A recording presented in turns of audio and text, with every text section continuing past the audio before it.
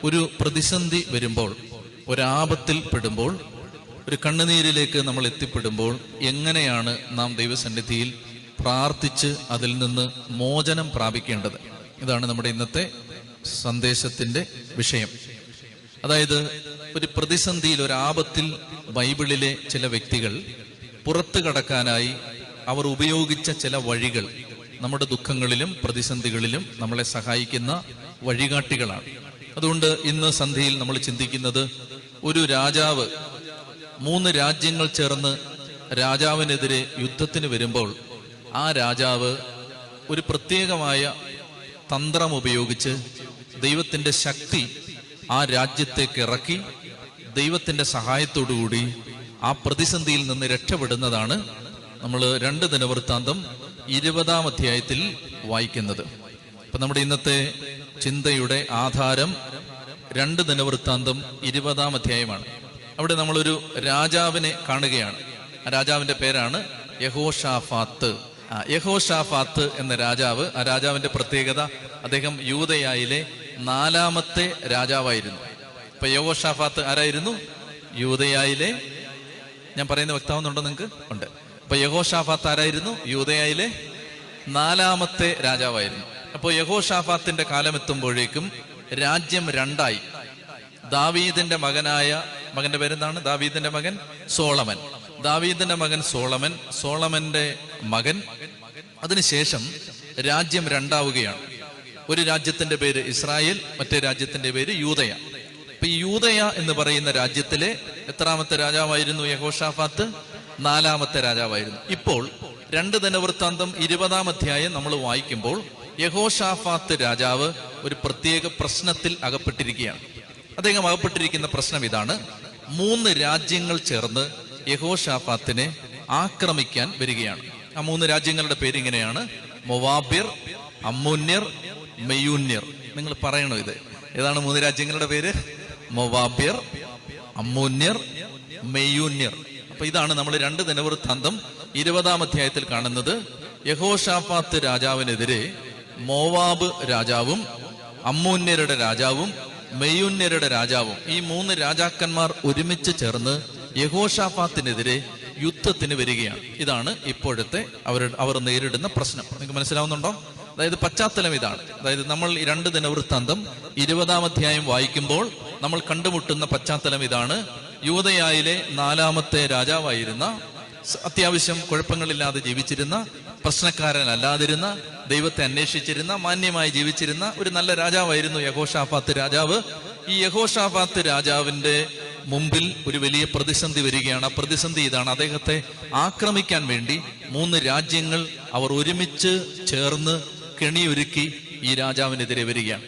അപ്പോൾ ഈ 3 രാജ്യങ്ങൾ ചേർന്ന് യഹോഷാഫാത്തിനെതിരെ യുദ്ധത്തിന് വരുമ്പോൾ അദ്ദേഹം നമ്മളിൽ പലരും ചെയ്യുന്നത് പോലെ മന്ത്രവാദികളുടെ അടുത്തേക്ക് പോയില്ല. അദ്ദേഹം ഈ യുദ്ധത്തിന് ആളുകൾ വരുന്ന സമയത്ത് നമ്മളിൽ ചില ആളുകൾ ചെയ്യുന്നത് പോലെ പ്രശ്നക്കാരുടെ പിന്നാലെ പോയില്ല. ഒരാപത്ത് വന്നപ്പോൾ അദ്ദേഹം മനുഷ്യരെയോ മറ്റ് ദൈവങ്ങളെയോ മറ്റ് മാർഗങ്ങളെയോ അവലംബിക്കാതെ അദ്ദേഹം ചെയ്യുന്നത്, അദ്ദേഹത്തിന് ദൈവത്തിന്റെ ജ്ഞാനം ഉണ്ടായിരുന്നത് കൊണ്ട്, പിതാക്കന്മാർ പകർന്നുകൊടുത്ത വിശ്വാസത്തിന്റെ അന്തർധാര മുറിയാതെ അദ്ദേഹത്തിന്റെ ചങ്കിൽ ഉറഞ്ഞുകൂടിയിരുന്ന ഒരു വിശ്വാസം ഉണ്ടായിരുന്നത് കൊണ്ട് അദ്ദേഹം ചെയ്തത് ഇങ്ങനെയാണ്: ഒരാപത്ത് വന്നപ്പോൾ ഈ മനുഷ്യൻ നേരെ ദേവാലയത്തിലേക്ക് ഓടി. അപ്പൊ ഇത് നിങ്ങൾ നല്ലപോലെ ശ്രദ്ധിച്ച് കേൾക്കണം. ഇതൊരു നല്ല സ്ട്രാറ്റജിയാണ്, ഇതൊരു നല്ല തന്ത്രമാണ്, ഇതൊരു മോഡലാണ്.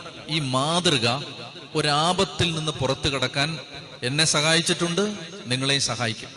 യഹോഷാഫാത്ത് ഈ ആപത്തിൽ നിന്ന് രക്ഷപ്പെടാനായി 7 വഴികൾ ഉപയോഗിച്ചു. ഈ 7 വഴികളാണ് യഹോഷാഫാത്തിന്റെ പ്രാർത്ഥന. ഈ പ്രാർത്ഥന ഏത് നല്ല പ്രാർത്ഥനയുടെയും മാതൃകയാണ്. ഒരു ദുരിതത്തിൽ അകപ്പെടുന്ന മനുഷ്യന് പുറത്തു കടക്കാൻ വേണ്ടി ദൈവം പ്രത്യേകമായി വേദപുസ്തകത്തിൽ വെളിപ്പെടുത്തിയിട്ടുള്ള ഒരു പ്രാർത്ഥനയുടെ മാതൃകയാണിത്. അതുകൊണ്ട് ഈ പ്രാർത്ഥന നിങ്ങൾ നന്നായിട്ട് പഠിക്കണം, നിങ്ങൾ നന്നായിട്ട് പഠിച്ചേ പറ്റൂ. ആ പ്രാർത്ഥനയുടെ 7 കാര്യങ്ങൾ പെട്ടെന്ന് നമ്മുടെ സമയത്തിനകത്ത് നിന്ന് നിങ്ങളോട് ഞാൻ പറയാൻ ആഗ്രഹിക്കുകയാണ്. ഉച്ചത്തി പറഞ്ഞേ ഹല്ലേലൂയ, ഉച്ചത്തി പറഞ്ഞേ ഹല്ലേലൂയ. അപ്പോൾ ഈ മനുഷ്യൻ, അദ്ദേഹത്തിന്റെ പേരെന്താണ്? യഹോശാഫാത്ത് രാജാവ്, അദ്ദേഹത്തിന് ഒരു ആപത്ത് വന്നപ്പോൾ, അദ്ദേഹം 3 രാജ്യങ്ങൾ ചേർന്ന് തനിക്കെതിരെ യുദ്ധത്തിന് വരുന്നു എന്നറിഞ്ഞപ്പോൾ, അദ്ദേഹം അവരാൽ കീഴ്പ്പെടുത്തപ്പെടാൻ, തോൽപ്പിക്കപ്പെടാൻ സാധ്യതയുണ്ടെന്ന് മനസ്സിലായ സന്ദർഭത്തിൽ അദ്ദേഹം ആദ്യം ചെയ്യുന്നത്, അദ്ദേഹം നേരെ ദേവാലയത്തിലേക്ക് ഓടി. അദ്ദേഹം ദേവാലയത്തിലേക്ക് ഓടിയിട്ട് അദ്ദേഹത്തിന്റെ പ്രജകളെല്ലാം, അദ്ദേഹത്തിന്റെ കീഴിലുള്ള രാജ്യത്തെ ജനങ്ങളെല്ലാം ദേവാലയ അങ്കണത്തിൽ ഒരുമിച്ച് കൂട്ടി. എന്നിട്ട് അദ്ദേഹം അവരുടെ മുൻപിൽ നിന്നു. നിങ്ങളൊരു കുടുംബനാഥനാണെങ്കിൽ, നിങ്ങളൊരു അമ്മയാണെങ്കിൽ, നിങ്ങളൊരു ഉത്തരവാദിത്തപ്പെട്ട ആളാണെങ്കിൽ, ഒരാപത്ത് വരുമ്പോൾ നേതൃസ്ഥാനത്തുള്ളവര് മുൻപിൽ നിൽക്കണം. മുൻപിൽ നിന്ന് നിങ്ങളെ ആരെല്ലാം ആശ്രയിച്ച് കഴിയുന്നോ അവർക്ക് വേണ്ടി കർത്താവിന്റെ ആലയത്തിൽ സഹായം തേടണം. അതായത് ഒരു കുടുംബത്തിന് ഒരു ആപത്ത് വരുമ്പോൾ, ഒരു കുടുംബം ഒരു പ്രതിസന്ധിപ്പെടുമ്പോൾ 4 പേരും 4 വഴിക്ക് പ്രാർത്ഥിക്കാൻ പോകുന്നതിന് പകരം ഒരുമിച്ച് ഈ യുദ്ധത്തെ നേരിടണം. അത് ഞാൻ പ്രത്യേകം പറയുന്നത് വ്യക്തമായ ബോധ്യങ്ങളുടെ അടിസ്ഥാനത്തിലാണ്. മത്തായിയുടെ സുവിശേഷം 18-ാം അധ്യായത്തിലാണ് കർത്താവ് ഇങ്ങനെ ഒരു വചനം വെളിപ്പെടുത്തുന്നത്: നരക കവാടങ്ങൾ അതിനെതിരെ പ്രബലപ്പെടുകയില്ല. ഏതിനെതിരെ? കർത്താവ് പറയുകയാണ്, നരക കവാടങ്ങൾ അതിനെതിരെ പ്രബലപ്പെടുകയില്ല. എന്തിനെതിരെയാണ്? സഭയ്ക്കെതിരെ. കർത്താവ് പറയുകയാണ്, പത്രോസേ, നീ പാറയാകുന്നു, ഈ പാറമേൽ എന്റെ സഭയെ ഞാൻ സ്ഥാപിക്കും. ഇതെല്ലാം കഴിഞ്ഞിട്ട് 16-ാം അധ്യായത്തിൽ അതെല്ലാം പറഞ്ഞിട്ട് 18-ാം അധ്യായത്തിലേക്ക് എത്തുമ്പോ കർത്താവ് പറയുകയാണ്, നരക കവാടങ്ങൾ അതിനെതിരെ പ്രബലപ്പെടുകയില്ല എന്ന് പറഞ്ഞിട്ട് തൊട്ടടുത്ത വചനം ഇങ്ങനെയാണ്. കർത്താവ് ഇങ്ങനെ പറയും: നിങ്ങളിൽ 2 or 3 പേർ ഒരുമിച്ച് എന്റെ നാമത്തിൽ പ്രാർത്ഥിക്കുന്നിടത്ത് ഞാൻ നിങ്ങളുടെ മധ്യേ ഉണ്ടായിരിക്കും. അതായത് കുടുംബങ്ങൾക്ക് സംഭവിക്കുന്ന ഒരാപത്ത് ഒരുമിച്ച് പ്രാർത്ഥിക്കാൻ പറ്റാത്ത വിധത്തിൽ കുടുംബങ്ങളെ സാത്താൻ ഭിന്നിപ്പിച്ചു. ഒരുമിച്ച് ഒരു പ്രാർത്ഥനയ്ക്ക് നിൽക്കാനാവാത്ത വിധത്തിൽ ഞാൻ അനേക സ്ഥലങ്ങളിൽ അനേകം മക്കൾ പ്രതികൂലങ്ങളെ നേരിട്ടതിന്റെ വിശ്വസിക്കാൻ പറ്റാത്ത ചരിത്രം കേട്ടിട്ടുണ്ട്. അവിടെയെല്ലാം ഞാൻ ശ്രദ്ധിച്ചിട്ടുള്ളൊരു കാര്യം, ഭാര്യയും ഭർത്താവും മക്കളും ഇതൊരു യൂണിറ്റാണ്. ഈ ഒരുമിച്ച് പ്രാർത്ഥിക്കുന്ന ഇടങ്ങളിൽ ദൈവത്തിന്റെ ശക്തി പെട്ടെന്ന് വ്യാപിക്കും. ഞാനത് സന്ദർഭത്തിൽ പറഞ്ഞതേ ഉള്ളൂ, ശ്രദ്ധിച്ചിരിക്കുക. ഇവിടെ യഹോശാഫാത്ത് ഉത്തരവാദിത്വമുള്ള രാജാവാണ്. തന്റെ ജനത്തിനും തന്റെ പ്രജകൾക്കും നേരെ ഒരു ആപത്ത് പ്രതീക്ഷിക്കാത്ത നേരത്ത് വരുന്നു എന്ന് മനസ്സിലാക്കി ഈ മനുഷ്യൻ സ്വന്തം സുരക്ഷ തേടുന്നതിന് പകരം ഈ ആപത്തിൽ തന്റെ ജനത്തെ മുഴുവൻ ഒരുമിച്ച് കൂട്ടിയിട്ട് അവരോട് പറയുകയാണ്, നമ്മൾ ഒരുമിച്ച് ദൈവത്തിന്റെ സഹായം തേടുകയാണ്. ഇത് ഓർത്തിരിക്കണം. അതായത് ഏത് യുദ്ധത്തെയും നമുക്ക് ഒറ്റയ്ക്ക് നേരിടാൻ പറ്റില്ല. ഒരു യുദ്ധത്തെയും, ഞാൻ ശുശ്രൂഷയ്ക്ക് വേണ്ടി പല സ്ഥലങ്ങളിലും പോകുമ്പോൾ എനിക്ക് കൃത്യമായിട്ടറിയാം, നമ്മൾ ഒറ്റയ്ക്ക് ഒരു സ്ഥലത്ത് ശുശ്രൂഷ ചെയ്യുന്നതും 2 പേരായി 3 പേരായി ശുശ്രൂഷ ചെയ്യുന്നതും തമ്മിൽ അതിന്റെ ഇഫക്റ്റിൽ വലിയ വ്യത്യാസമുണ്ട്. അതായത് നമ്മൾ ഒരുമിച്ച് ഈ യുദ്ധത്തിൽ നമുക്ക് മുന്നോട്ട് പോകാൻ പറ്റില്ല. ഒറ്റയ്ക്ക് നിൽക്കുന്നവര് വെട്ടേറ്റ് വീഴും. അപ്പൊ അതുകൊണ്ട് കുടുംബം ഒരു യൂണിറ്റാണ്. ഇവിടെ ഒരു രാജ്യമാണ്. ഈ രാജ്യത്തിന് ഒരു ആപത്ത് വരുന്ന സമയത്ത് ഈ രാജാവ് സ്വന്തം സുരക്ഷയ്ക്ക് വേണ്ട മാർഗങ്ങൾ ആരായുന്നതിന് പകരം, അന്വേഷിക്കുന്നതിന് പകരം ഈ മനുഷ്യൻ നേരെ ചെയ്യുന്നത്, അദ്ദേഹം ഈ ജനത്തെ മുഴുവൻ ദേവാലയത്തിന്റെ മുറ്റത്ത് വിളിച്ചുകൂട്ടിയിട്ട് അദ്ദേഹം ആ ജനത്തിന്റെ മുൻപിൽ നിന്ന് ദൈവത്തോട് ഒരു പ്രാർത്ഥന പ്രാർത്ഥിച്ചു. ആ പ്രാർത്ഥനയാണ് നമ്മുടെ പ്രാർത്ഥനയുടെ മാതൃക. ആ പ്രാർത്ഥനയിൽ 7 കാര്യങ്ങളുണ്ട്. ഒന്നാമത്തെ കാര്യം, ആ പ്രാർത്ഥനയുടെ ഒന്നാമത്തെ കാര്യം 6-ാമത്തെ വാക്യമാണ്. 2 ദിനവൃത്താന്തം 20-ാം അധ്യായം 6-ാം വാക്യം: ഞങ്ങളുടെ പിതാക്കന്മാരുടെ ദൈവമായ കർത്താവേ, അവിടുന്ന് സ്വർഗസ്ഥനായ ദൈവമാണല്ലോ, ഭൂമിയിലുള്ള സകല ജനതകളെയും അവിടുന്നാണല്ലോ ഭരിക്കുന്നത്. അങ്ങയുടെ കരം കരുത്തുറ്റതും പ്രബലവുമാണ്. അങ്ങയോട് എതിർത്ത് നിൽക്കാൻ ആർക്ക് കഴിയും? ഇംഗ്ലീഷില് ഈ വാക്ക്, ഈ സെന്റൻസ് ആരംഭിക്കുന്നത് ഒരു ചോദ്യത്തിന്റെ രീതിയിലാണ്. ആർ യു നോട്ട് എന്ന് പറഞ്ഞിട്ടാണ് തുടങ്ങുന്നത്. നീ അങ്ങനെയല്ലേ? ദൈവമേ, നീ പ്രതാപശാലിയല്ലേ? നീ സ്വർഗത്തിൽ വസിക്കുന്നവനല്ലേ? നീ സർവാധിപ ദൈവമല്ലേ? നീ സർവശക്തനായ ദൈവമല്ലേ? ഒന്നാമത്തെ കാര്യം ഇതാണ്. യഹോശാഫാത്ത് എന്ന ആ രാജ്യത്തെ രാജാവ് ദൈവത്തിന്റെ പ്രാബല്യം, ദൈവത്തിന്റെ വലിപ്പം, ദൈവത്തിന്റെ മഹത്വം, ദൈവത്തിന്റെ സർവാധിപത്യം, ദൈവത്തിന്റെ പരിശുദ്ധി, ദൈവത്തിന്റെ ശക്തി അംഗീകരിച്ചു. He acknowledged the greatness of the Almighty God. ആ മനുഷ്യൻ വളരെ ശ്രദ്ധയോടെ നിങ്ങൾ മനസ്സിലാക്കണം. ഒന്നാമത്തെ കാര്യം, ഈ പ്രാർത്ഥനയുടെ ഒന്നാമത്തെ സെന്റൻസ് ഇതാണ്: ദൈവമേ നീ അങ്ങനെയല്ലേ. Are you not? നീ അങ്ങനെയല്ലേ ദൈവമേ, നീ സർവപ്രപഞ്ചത്തിനും അതീതനായ ദൈവമല്ലേ, ആർക്കും എതിർത്തു തോൽപ്പിക്കാനാവാത്ത ദൈവമല്ലേ, നീ സർവശക്തനായ ദൈവമല്ലേ. പ്രിയപ്പെട്ട സഹോദരങ്ങളെ, നമ്മൾ ഒരു പ്രശ്നത്തിൽ തിരിച്ചറിയേണ്ട ഒന്നാമത്തെ കാര്യം, ദൈവം സർവശക്തനാണ്. ചില പ്രത്യേക സാഹചര്യങ്ങളിൽ വലിയ ദുഃഖം വന്ന്, വലിയ ആകുലത വന്ന് ഞാൻ വല്ലാതെ വേദനിച്ചൊരു സമയത്ത് കർത്താവിന്റെ ഹൃദയത്തെ ആശ്വസിപ്പിച്ചത് സങ്കീർത്തനം 3-ാം അധ്യായം 5-ാം വാക്യം തന്നാണ്. സങ്കീർത്തനം 3-ാം അധ്യായം 5-ാം വാക്യം എങ്ങനെയാണ്? ഞാൻ ശാന്തമായി കിടന്നുറങ്ങും, എഴുന്നേൽക്കും, എന്തെന്നാൽ ഞാൻ ദൈവത്തിന്റെ കരങ്ങളിലാണ്. ഈ വചനം എനിക്ക് തന്ന ശക്തി നിങ്ങൾക്ക് ചിന്തിക്കാൻ പറ്റില്ല. കാരണം അസ്വസ്ഥമായി പോയ, ഭയങ്കരമായിട്ട് ബുദ്ധിമുട്ടിയ ഒരു ദിവസം, അതിശക്തമായ വേദനയുടെ നടുവിൽ ആ രാത്രിയിൽ എനിക്ക് പിടിച്ചു നിൽക്കാൻ പറ്റിയത് ഈ വചനം. അതായത് എന്റെ മനസ്സിലേക്ക് ദൈവം തന്ന ചിന്ത ഇതായിരുന്നു: എല്ലാം ദൈവത്തിന്റെ കരങ്ങളിലാണ്, എല്ലാ കാര്യങ്ങളും ദൈവത്തിന്റെ നമ്മൾ ചെയ്യുന്നതോ നമ്മൾ വിചാരിക്കുന്നതോ നമ്മൾ പ്രതീക്ഷിക്കുന്നതോ അല്ല, മറിച്ച് സകലതും ദൈവത്തിന്റെ കരങ്ങളിലാണ്. പ്രിയപ്പെട്ടവരെ, ഒന്നാമതായി നമ്മൾ തിരിച്ചറിയേണ്ടത് എല്ലാം ദൈവത്തിന്റെ നിയന്ത്രണത്തിലാണ്. നമ്മുടെ കൺമുമ്പിൽ നമ്മൾ പരാജയം കാണുകയാണ്, നമ്മുടെ കൺമുമ്പിൽ ചില കാര്യങ്ങളിൽ നമ്മൾ തട്ടി നിൽക്കുകയാണ്, നമ്മുടെ കൺമുമ്പിൽ ചില കാര്യങ്ങളിൽ നമ്മൾ ബ്ലോക്ക് നേരിടുകയാണ്, മുന്നോട്ട് പോകാൻ പറ്റാത്ത വിധത്തിൽ ചില പ്രതികൂലങ്ങൾ നമ്മളെ തടയുകയാണ്. ആ സമയത്ത് ഹൃദയത്തിൽ ഈ യഹോശാഫാത്ത് പറയുകയാണ്: ദൈവമേ നീ സർവശക്തനല്ലേ. ദൈവത്തിന്റെ സർവാധിപത്യത്തെ അംഗീകരിച്ചാൽ മനുഷ്യന്റെ ഏത് പ്രതിസന്ധിക്കും മറുപടി കിട്ടും. ചതി പറഞ്ഞേ ഹല്ലേലൂയാ എന്ന് പറഞ്ഞാൽ ദൈവം സർവശക്തനാണ്. ദൈവത്തിന് എനിക്ക് ആ ദിവസങ്ങളിൽ കർത്താവ് മറ്റൊരു വചനം തന്നു, എന്നെ ശക്തമായിട്ട് ആശ്വസിപ്പിച്ച വേറൊരു വചനം ഇതായിരുന്നു. അതായത് യെശയ്യാ പ്രവചനത്തിലൂടെ ദൈവത്തിന്റെ ആത്മാവ് ഇപ്രകാരം സംസാരിച്ചു: ഞാൻ പെരുവെള്ളത്തിൽ പാത. യെശയ്യാ 43 കർത്താവ് തന്ന വചനം ഇങ്ങനെ. ഞങ്ങൾ ഒരുമിച്ച് പ്രാർത്ഥിക്കുന്ന സമയത്ത്, ഞാനും ബ്രദറും മറ്റൊരു സഹോദരനും കൂടെ ഒരുമിച്ചിരിക്കുന്ന സമയത്ത് പെട്ടെന്ന് കർത്താവ് ഈ വചനം തന്നു. അതായത് യെശയ്യാ 43:15 ഇസ്രായേലിന്റെ സ്രഷ്ടാവും നിങ്ങളുടെ രാജാവും പരിശുദ്ധനുമായ കർത്താവാണ് ഞാൻ, സമുദ്രത്തിൽ വഴിവെട്ടുന്നവനും പെരുവെള്ളത്തിൽ പാതയൊരുക്കുന്നവനും എന്ന് പറഞ്ഞേ. സമുദ്രത്തിൽ വഴിവെട്ടുന്നവനും പെരുവെള്ളത്തിൽ പാതയൊരുക്കുന്നവനും. സമുദ്രത്തിൽ വഴിവെട്ടുന്നവനും പെരുവെള്ളത്തിൽ പാതയൊരുക്കുന്നവൻ. എന്നിട്ട് അടുത്ത വചനം എങ്ങനെയാണ്? ഇതാ ഞാനൊരു പുതിയ കാര്യം ചെയ്യാൻ പോകുന്നു, അത് മുളയെടുക്കുന്നത് നീ കാണുന്നില്ലേ. ഞാനിതാ ഒരു പുതിയ കാര്യം ചെയ്യാൻ പോകുന്നു. പ്രിയപ്പെട്ട മക്കളെ, ശ്രദ്ധയോടെ കേൾക്കുക, നിങ്ങൾ തിരിച്ചറിയണം, ഗ്രഹിക്കണം. അതായത് യഹോശാഫാത്ത് പറയുകയാണ്: ദൈവം സർവശക്തനാണ്. ദൈവം സർവശക്തനായതുകൊണ്ട് സർവശക്തനായ ദൈവത്തിന് എന്റെ ഈ പ്രശ്നത്തിൽ ഇടപെടാൻ പറ്റും. ഇതാണ് യഹോശാഫാത്തിന്റെ മനസ്സിൽ വരുന്ന പ്രാർത്ഥനയുടെ ഒന്നാമത്തെ സെന്റൻസ്. യഹോശാഫാത്ത് പറയുകയാണ്: ദൈവമേ, കരുത്തുറ്റ കരത്താൽ ഒരു ജനത്തെ വീണ്ടെടുത്ത സർവാധിപനായ ദൈവമല്ലേ നീ. എന്റെ പ്രിയപ്പെട്ട മക്കളെ, ഏത് പ്രതിസന്ധിയിലും നമുക്ക് വഴിയുണ്ട്. ഏത് പ്രശ്നത്തിനും കർത്താവിന്റെ സന്നിധിയിൽ ഉത്തരമുണ്ട്. നമ്മൾ വിചാരിക്കുന്ന ഒരു വഴി ആവണമെന്നില്ല ദൈവത്തിന്റെ വഴി.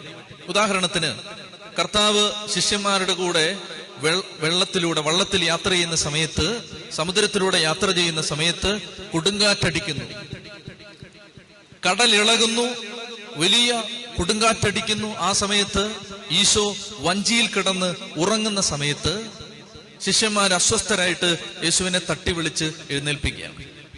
ആ സമയത്ത് കർത്താവ് ചോദിക്കുകയാണ്: അല്പവിശ്വാസികളെ, നിങ്ങൾ ഭയപ്പെട്ടത് എന്തിന്? പ്രിയപ്പെട്ട മക്കളെ, നല്ല ശ്രദ്ധയോടെ കേട്ടെ. അതായത് ഇവിടെ നമ്മൾ ശ്രദ്ധിക്കണം, കർത്താവാണ് ഈ വഞ്ചിയിൽ കിടന്ന് ഉറങ്ങുന്നത്, എന്നിട്ടും കൊടുങ്കാറ്റുണ്ടായി. ഈശോ യാത്ര ചെയ്ത വഞ്ചിയാണത്, എന്നിട്ടും കൊടുങ്കാറ്റും പ്രക്ഷോഭവും തിരയിളക്കവും അവരെ മുക്കിക്കളയുന്ന വിധത്തിലെ ആപത്തും അപകടവും കൺമുമ്പിലേക്ക് വരികയാണ്. പക്ഷെ ഈശോയാണ് ഈ വഞ്ചിക്കകത്ത് ഉറങ്ങുന്നത്. എന്നിട്ടും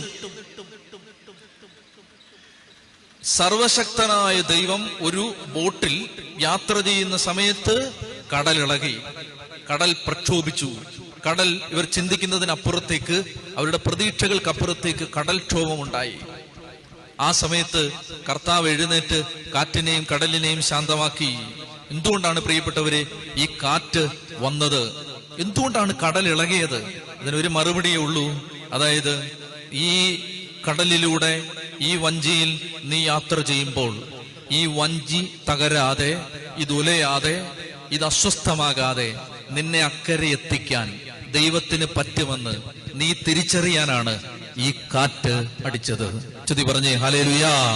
എന്തുകൊണ്ടാണ് ഈ കാറ്റടിച്ചത്? ഈ കാറ്റടിച്ചതിന്റെ കാരണം സർവശക്തനായ ദൈവം ഈ വഞ്ചിയിൽ യാത്ര ചെയ്യുമ്പോൾ ഈ കാറ്റടിച്ചതിന്റെ കാരണം, ഈ വഞ്ചിയിൽ ഏത് കാറ്റടിച്ചാലും, ഏത് കടലിളകിയാലും, ഏത് മഹാസാഗരം കൺമുമ്പിൽ അലറി വിളിച്ച് എതിരെ നിന്നാലും, അലറിയാർക്കുന്ന സിംഹത്തെ പോലെ സാത്താൻ എതിരെ നിന്നാലും നിന്നെ തൊടാൻ അനുവദിക്കാതെ, സക്കറിയ 2 ദൈവത്തിന്റെ വചനം പറയുന്നത് പോലെ, നിന്നെ തൊടുന്നവൻ എന്റെ കൃഷ്ണമണിയാണ് തൊടുന്നത് എന്ന വചനം പോലെ, നിന്നെ തൊടാൻ പറ്റാതെ, സാത്താന് നിന്നെ സ്പർശിക്കാൻ പറ്റാതെ നിന്നെ അക്കരെ എത്തിക്കാൻ ദൈവത്തിന് കഴിയുമെന്ന് നീ അറിയാനാണ് നിന്റെ കുടുംബത്തിൽ ഈ കാറ്റ് വീശിയത്. ചൊല്ലി പറഞ്ഞേ ഹല്ലേലൂയാ. അതുകൊണ്ട് നമ്മൾ തിരിച്ചറിയേണ്ടത് ദൈവം സർവശക്തനാണ്. ഏത് പ്രശ്നത്തിന്റെ നടുവിൽ നിൽക്കുമ്പോഴും നമ്മൾ തിരിച്ചറിയേണ്ട ഒന്നാമത്തെ കാര്യം ഇതാണ്. മുട്ടിന്മേൽ നിന്ന് പറയണം, ദൈവമേ നീ സർവശക്തനാണ്. എന്റെ ദൈവം സർവശക്തനാണ്. ഏത് കൊടുങ്കാറ്റിനെയും ശാന്തമാക്കാൻ ശക്തിയുള്ള ദൈവമാണ് എന്റെ ദൈവം. ഏത് കടലിനെയും ശാന്തമാക്കാൻ പറ്റുന്ന ശക്തനായ ദൈവമാണ് എന്റെ ദൈവം. ഒരു സ്ഥലത്ത് ഇങ്ങനെ എഴുതി വെച്ചിരിക്കുന്നത് എങ്ങനെയാണ്? You do not say God I have a big problem. Don't say, God, I have a big problem. But say, problem, I have a big God. പ്രശ്നമേ, എനിക്കൊരു വലിയ ദൈവമുണ്ട്. ദൈവമേ, എനിക്കൊരു വലിയ പ്രശ്നമുണ്ടെന്നല്ല, മറിച്ച് പ്രശ്നമേ, പ്രതിസന്ധിയെ, പ്രതികൂലമേ, പ്രശ്നമേ, കണ്ണുനീരെ, ദുഃഖമേ, രോഗമേ, തകർച്ചയെ പറയേണ്ടത് എന്താണ്? എനിക്കൊരു വലിയ ദൈവമുണ്ട്. ചൊല്ലി പറഞ്ഞേ ഹല്ലേലൂയാ. അപ്പൊ ഈ മനുഷ്യൻ ഒന്നാമതായി തിരിച്ചറിയുന്നത് ദൈവം സർവശക്തനാണ്. ദൈവത്തിന്റെ സർവാധിപത്യത്തെ ഈ മനുഷ്യൻ അംഗീകരിച്ചു. പ്രിയപ്പെട്ട സഹോദരങ്ങളെ, അതുകൊണ്ടാണ് സങ്കീർത്തന പുസ്തകത്തില് 22-ാം അധ്യായത്തിൽ നമ്മള് ദാവീദ് പ്രാർത്ഥിച്ച മനോഹരമായ ഒരു ആത്മവിശ്വാസത്തിന്റെ പ്രാർത്ഥനയുണ്ട്. നിങ്ങൾ ഏതെങ്കിലും വിധത്തിലുള്ള ഒരു പ്രതിസന്ധിയിൽപ്പെട്ട് കിടക്കുകയാണെങ്കിൽ, പ്രിയപ്പെട്ട മക്കളെ, ദൈവത്തിന്റെ വചനം കൃത്യമായി നമ്മളോട് പറയും, സൈന്യനിര, ഞാൻ ദൈവത്തിന്റെ സഹായത്താൽ സൈന്യനിര ചാടിക്കടക്കും എന്ന് സങ്കീർത്തനത്തിൽ ദാവീദ് പറയുന്നുണ്ട്. ദാവീദ് പറയുകയാണ്, ഞാൻ എന്റെ ദൈവത്തിന്റെ സഹായത്താൽ ഞാൻ സൈന്യനിരയെ ഭേദിക്കും, ഞാൻ കോട്ടകൾ ചാടിക്കടക്കും എന്ന് പറഞ്ഞാല് നമ്മുടെ മുമ്പില് നമുക്ക് കടന്നു പോകാൻ പറ്റാത്ത വിധത്തിലുള്ള പ്രശ്നങ്ങൾ. സങ്കീർത്തനം 18-ാം അധ്യായത്തില് 29-ാം വാക്യമാണത്. സങ്കീർത്തനം 18:29 കർത്താവ് പറയുകയാണ്, നമുക്ക് കടന്നു പോകാൻ പറ്റാത്ത ഒരു പ്രതിസന്ധി നമ്മുടെ കൺമുമ്പിൽ ഉണ്ടെങ്കിൽ, പ്രിയപ്പെട്ട മക്കളെ, സങ്കീർത്തനം 18:29 പറയുകയാണ്, അവിടുന്ന് എന്റെ ദീപം കൊളുത്തും, എന്റെ ദൈവമായ കർത്താവ് എന്റെ അന്ധകാരം അകറ്റും, അവിടുത്തെ സഹായത്താൽ ഞാൻ സൈന്യനിരയെ ഭേദിക്കും, എന്റെ ദൈവത്തിന്റെ സഹായത്താൽ ഞാൻ കോട്ട ചാടിക്കടക്കും. എന്റെ ദൈവത്തിന്റെ സഹായത്താൽ ഞാൻ കോട്ട ചാടിക്കടക്കും. അപ്പൊ അതായത് എനിക്ക് പറയാനുള്ള ഒന്നാമത്തെ കാര്യം ഇതാണ്. ഒരു പ്രശ്നത്തിന്റെ നടുവിലാണ് നിങ്ങളുടെ കുടുംബം കടന്നു പോകുന്നതെങ്കിൽ മുട്ടിന്മേൽ നിന്ന് പറയണം, എന്റെ കർത്താവ് ഇത് സാധിക്കും, ഇതിനകത്ത് ഇടപെടും, എന്റെ ദൈവം ഇതിനകത്ത് ഒരു തീരുമാനം ഉണ്ടാക്കും. ചൊല്ലി പറഞ്ഞേ ഹല്ലേലൂയാ. പ്രിയപ്പെട്ട സഹോദരങ്ങളെ, നിങ്ങൾ ഒരു കാര്യം മനസ്സിലാക്കിക്കൊള്ളുക. എന്നെ വല്ലാതെ ആശ്വസിപ്പിച്ചിട്ടുള്ളൊരു വചനമാണിത്. പ്രതിസന്ധികള്, പ്രശ്നങ്ങള്, പ്രതികൂലങ്ങളൊക്കെ കൺമുമ്പിൽ വരുമ്പോ എന്നെ ഭയങ്കരമായി സമാധാനിപ്പിച്ചിട്ടുള്ളൊരു വചനമാണിത്. എല്ലാം ദൈവത്തിന്റെ കരങ്ങളിലാണ്. ദൈവം അറിയാതെ ഒന്നും സംഭവിക്കില്ല. ഇത് നിങ്ങൾക്ക് വിശ്വസിക്കാവോ? ഇത് വിശ്വസിച്ചാൽ നിങ്ങളുടെ ഹൃദയത്തിൽ വലിയ സമാധാനം ഉണ്ടാവും. ദൈവം അറിയാതെ ഒന്നും സംഭവിച്ചിട്ടില്ല. എല്ലാം ദൈവത്തിന്റെ കരങ്ങളിലാണ്. ഇത് പറഞ്ഞാൽ പിശാച് താഴെ വീഴും, സാത്താന്റെ ആധിപത്യം തകരും. കർത്താവിന്റെ ശക്തി അതുല്യമാണ്. ഏത് പ്രതിസന്ധിയിലും എല്ലാം ദൈവത്തിന്റെ കരങ്ങളിലാണ്. ദൈവമാണ് എല്ലാം നിയന്ത്രിക്കുന്നത്. നമ്മൾ വിശ്വസിക്കണം. നിങ്ങളുടെ മുമ്പിൽ ഒരു കണ്ണുനീരുണ്ടെങ്കിൽ ഇന്ന് രാത്രി നിങ്ങൾ വിശ്വസിക്കണം. ഇന്ന് മുട്ടുകുത്തി ഇവിടുന്ന് പോകുന്നതിന് മുമ്പ് പറയണം, എന്റെ ദൈവത്തിന്റെ കരങ്ങളിലാണ്. സങ്കീർത്തനം 3:5 നന്നായിട്ട് കിടന്നുറങ്ങാൻ പറ്റുന്ന വചനം. സങ്കീർത്തനം 3:5, ഞാൻ ശാന്തമായിട്ട് കിടന്നുറങ്ങും, ഞാൻ ശാന്തമായിട്ട് എഴുന്നേൽക്കും, എന്തെന്നാൽ എല്ലാം ദൈവത്തിന്റെ കരങ്ങളിലാണ്. ചൊല്ലി പറഞ്ഞേ ഹല്ലേലൂയാ. ചൊല്ലി പറഞ്ഞേ ഹല്ലേലൂയാ. എല്ലാം ദൈവത്തിന്റെ കരങ്ങളിലാണ്. പ്രിയപ്പെട്ട മക്കളെ, അതുകൊണ്ട് അത് ഹൃദയത്തിൽ ഏറ്റെടുത്തോളുക. എല്ലാം ദൈവത്തിന്റെ കരങ്ങളിലാണ്. നിങ്ങളുടെ ജീവിതത്തിന്റെ ഏത് പ്രതിസന്ധിയുടെ നടുവിലാണ് നിങ്ങൾ നിൽക്കുന്നതെങ്കിലും കർത്താവിന്റെ ശക്തി എല്ലാ തിന്മയുടെ ശക്തികൾക്കും മീതെയാണ്. എല്ലാ പൈശാചിക ശക്തികൾക്കും മീതെയാണ് ദൈവത്തിന്റെ ശക്തി. ദൈവത്തിന്റെ കരങ്ങൾ എല്ലാ കരങ്ങൾക്കും മീതെയാണ്. അവന്റെ കരങ്ങള് പെരുവെള്ളത്തിൽ വഴിവെട്ടുന്ന കരങ്ങളാണ്. സമുദ്രത്തിൽ പാതയൊരുക്കുന്ന കരങ്ങളാണ്. ഇതാ ഞാനൊരു പുതിയ കാര്യം ചെയ്യുന്നു, അത് മുളയെടുക്കുന്നത് നീ കാണുന്നില്ലേ? യെശയ്യാ 43:17. ഹല്ലേലൂയ. അപ്പോൾ ഒന്നാമത്തെ കാര്യം, യെഹോശാഫാത്ത് തന്റെ കൺമുമ്പിൽ വലിയൊരു പ്രതിസന്ധി നേരിട്ട സമയത്ത് ഈ മനുഷ്യൻ ചെയ്യുന്നത്, അദ്ദേഹം ദൈവത്തിന്റെ സർവശക്തിയെ അംഗീകരിച്ചു. മറക്കരുത്, ഞാൻ 7 കാര്യങ്ങളും ചോദിക്കും.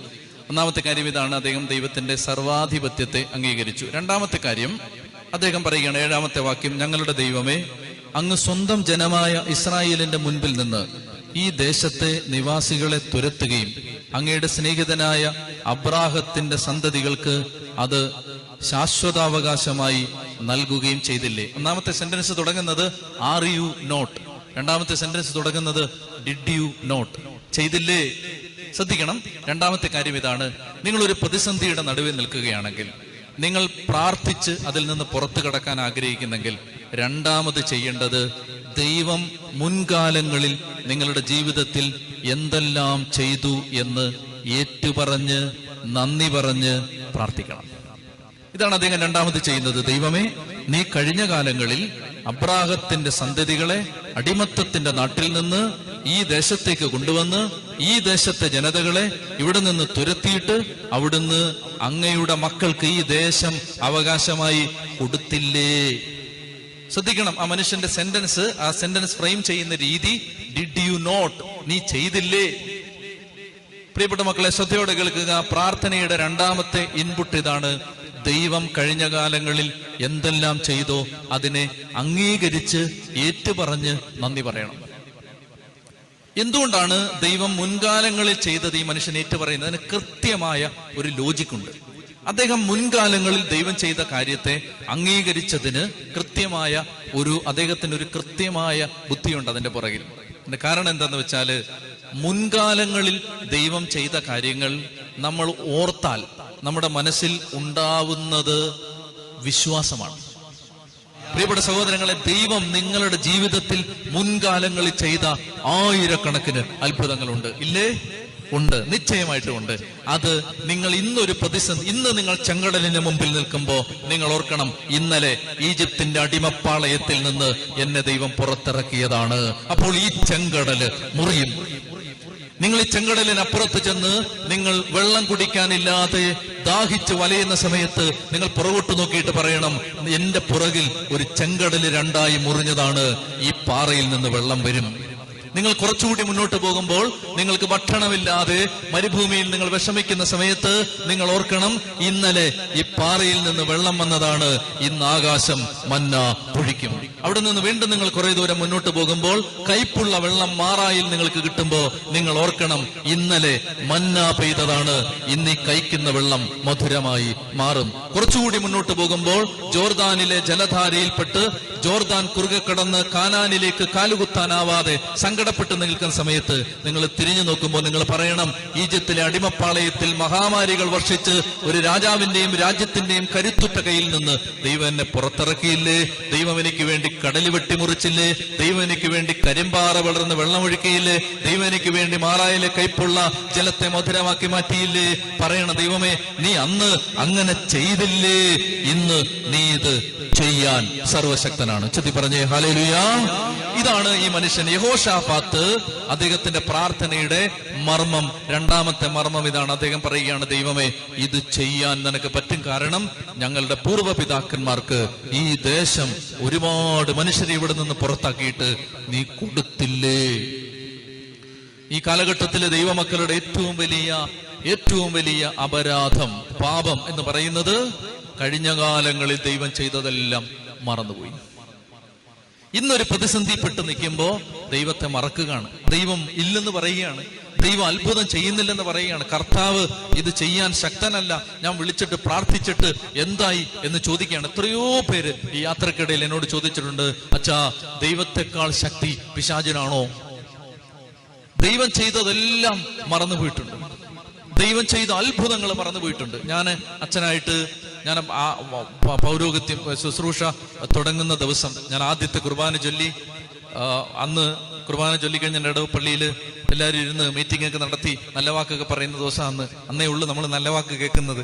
അങ്ങനെ നല്ല വാക്ക് കേട്ടിട്ട് അന്ന് എല്ലാവരും കൂടി നല്ല വാക്കെല്ലാം പറഞ്ഞ് കുറെ സമ്മാനമൊക്കെ തന്ന് അങ്ങനെ നമ്മൾ സന്തോഷിച്ചിരിക്കുന്ന സമയത്ത് എൻ്റെ ഒരു ചേട്ടൻ അച്ഛൻ, അദ്ദേഹം എൻ്റെ സീനിയർ അച്ഛൻ, അദ്ദേഹം എൻ്റെ അടുത്ത് എനിക്ക് നല്ലൊരു ഉപദേശം തന്നു. മോനെ, വന്ന വഴി ഒരിക്കലും മറക്കരുത്.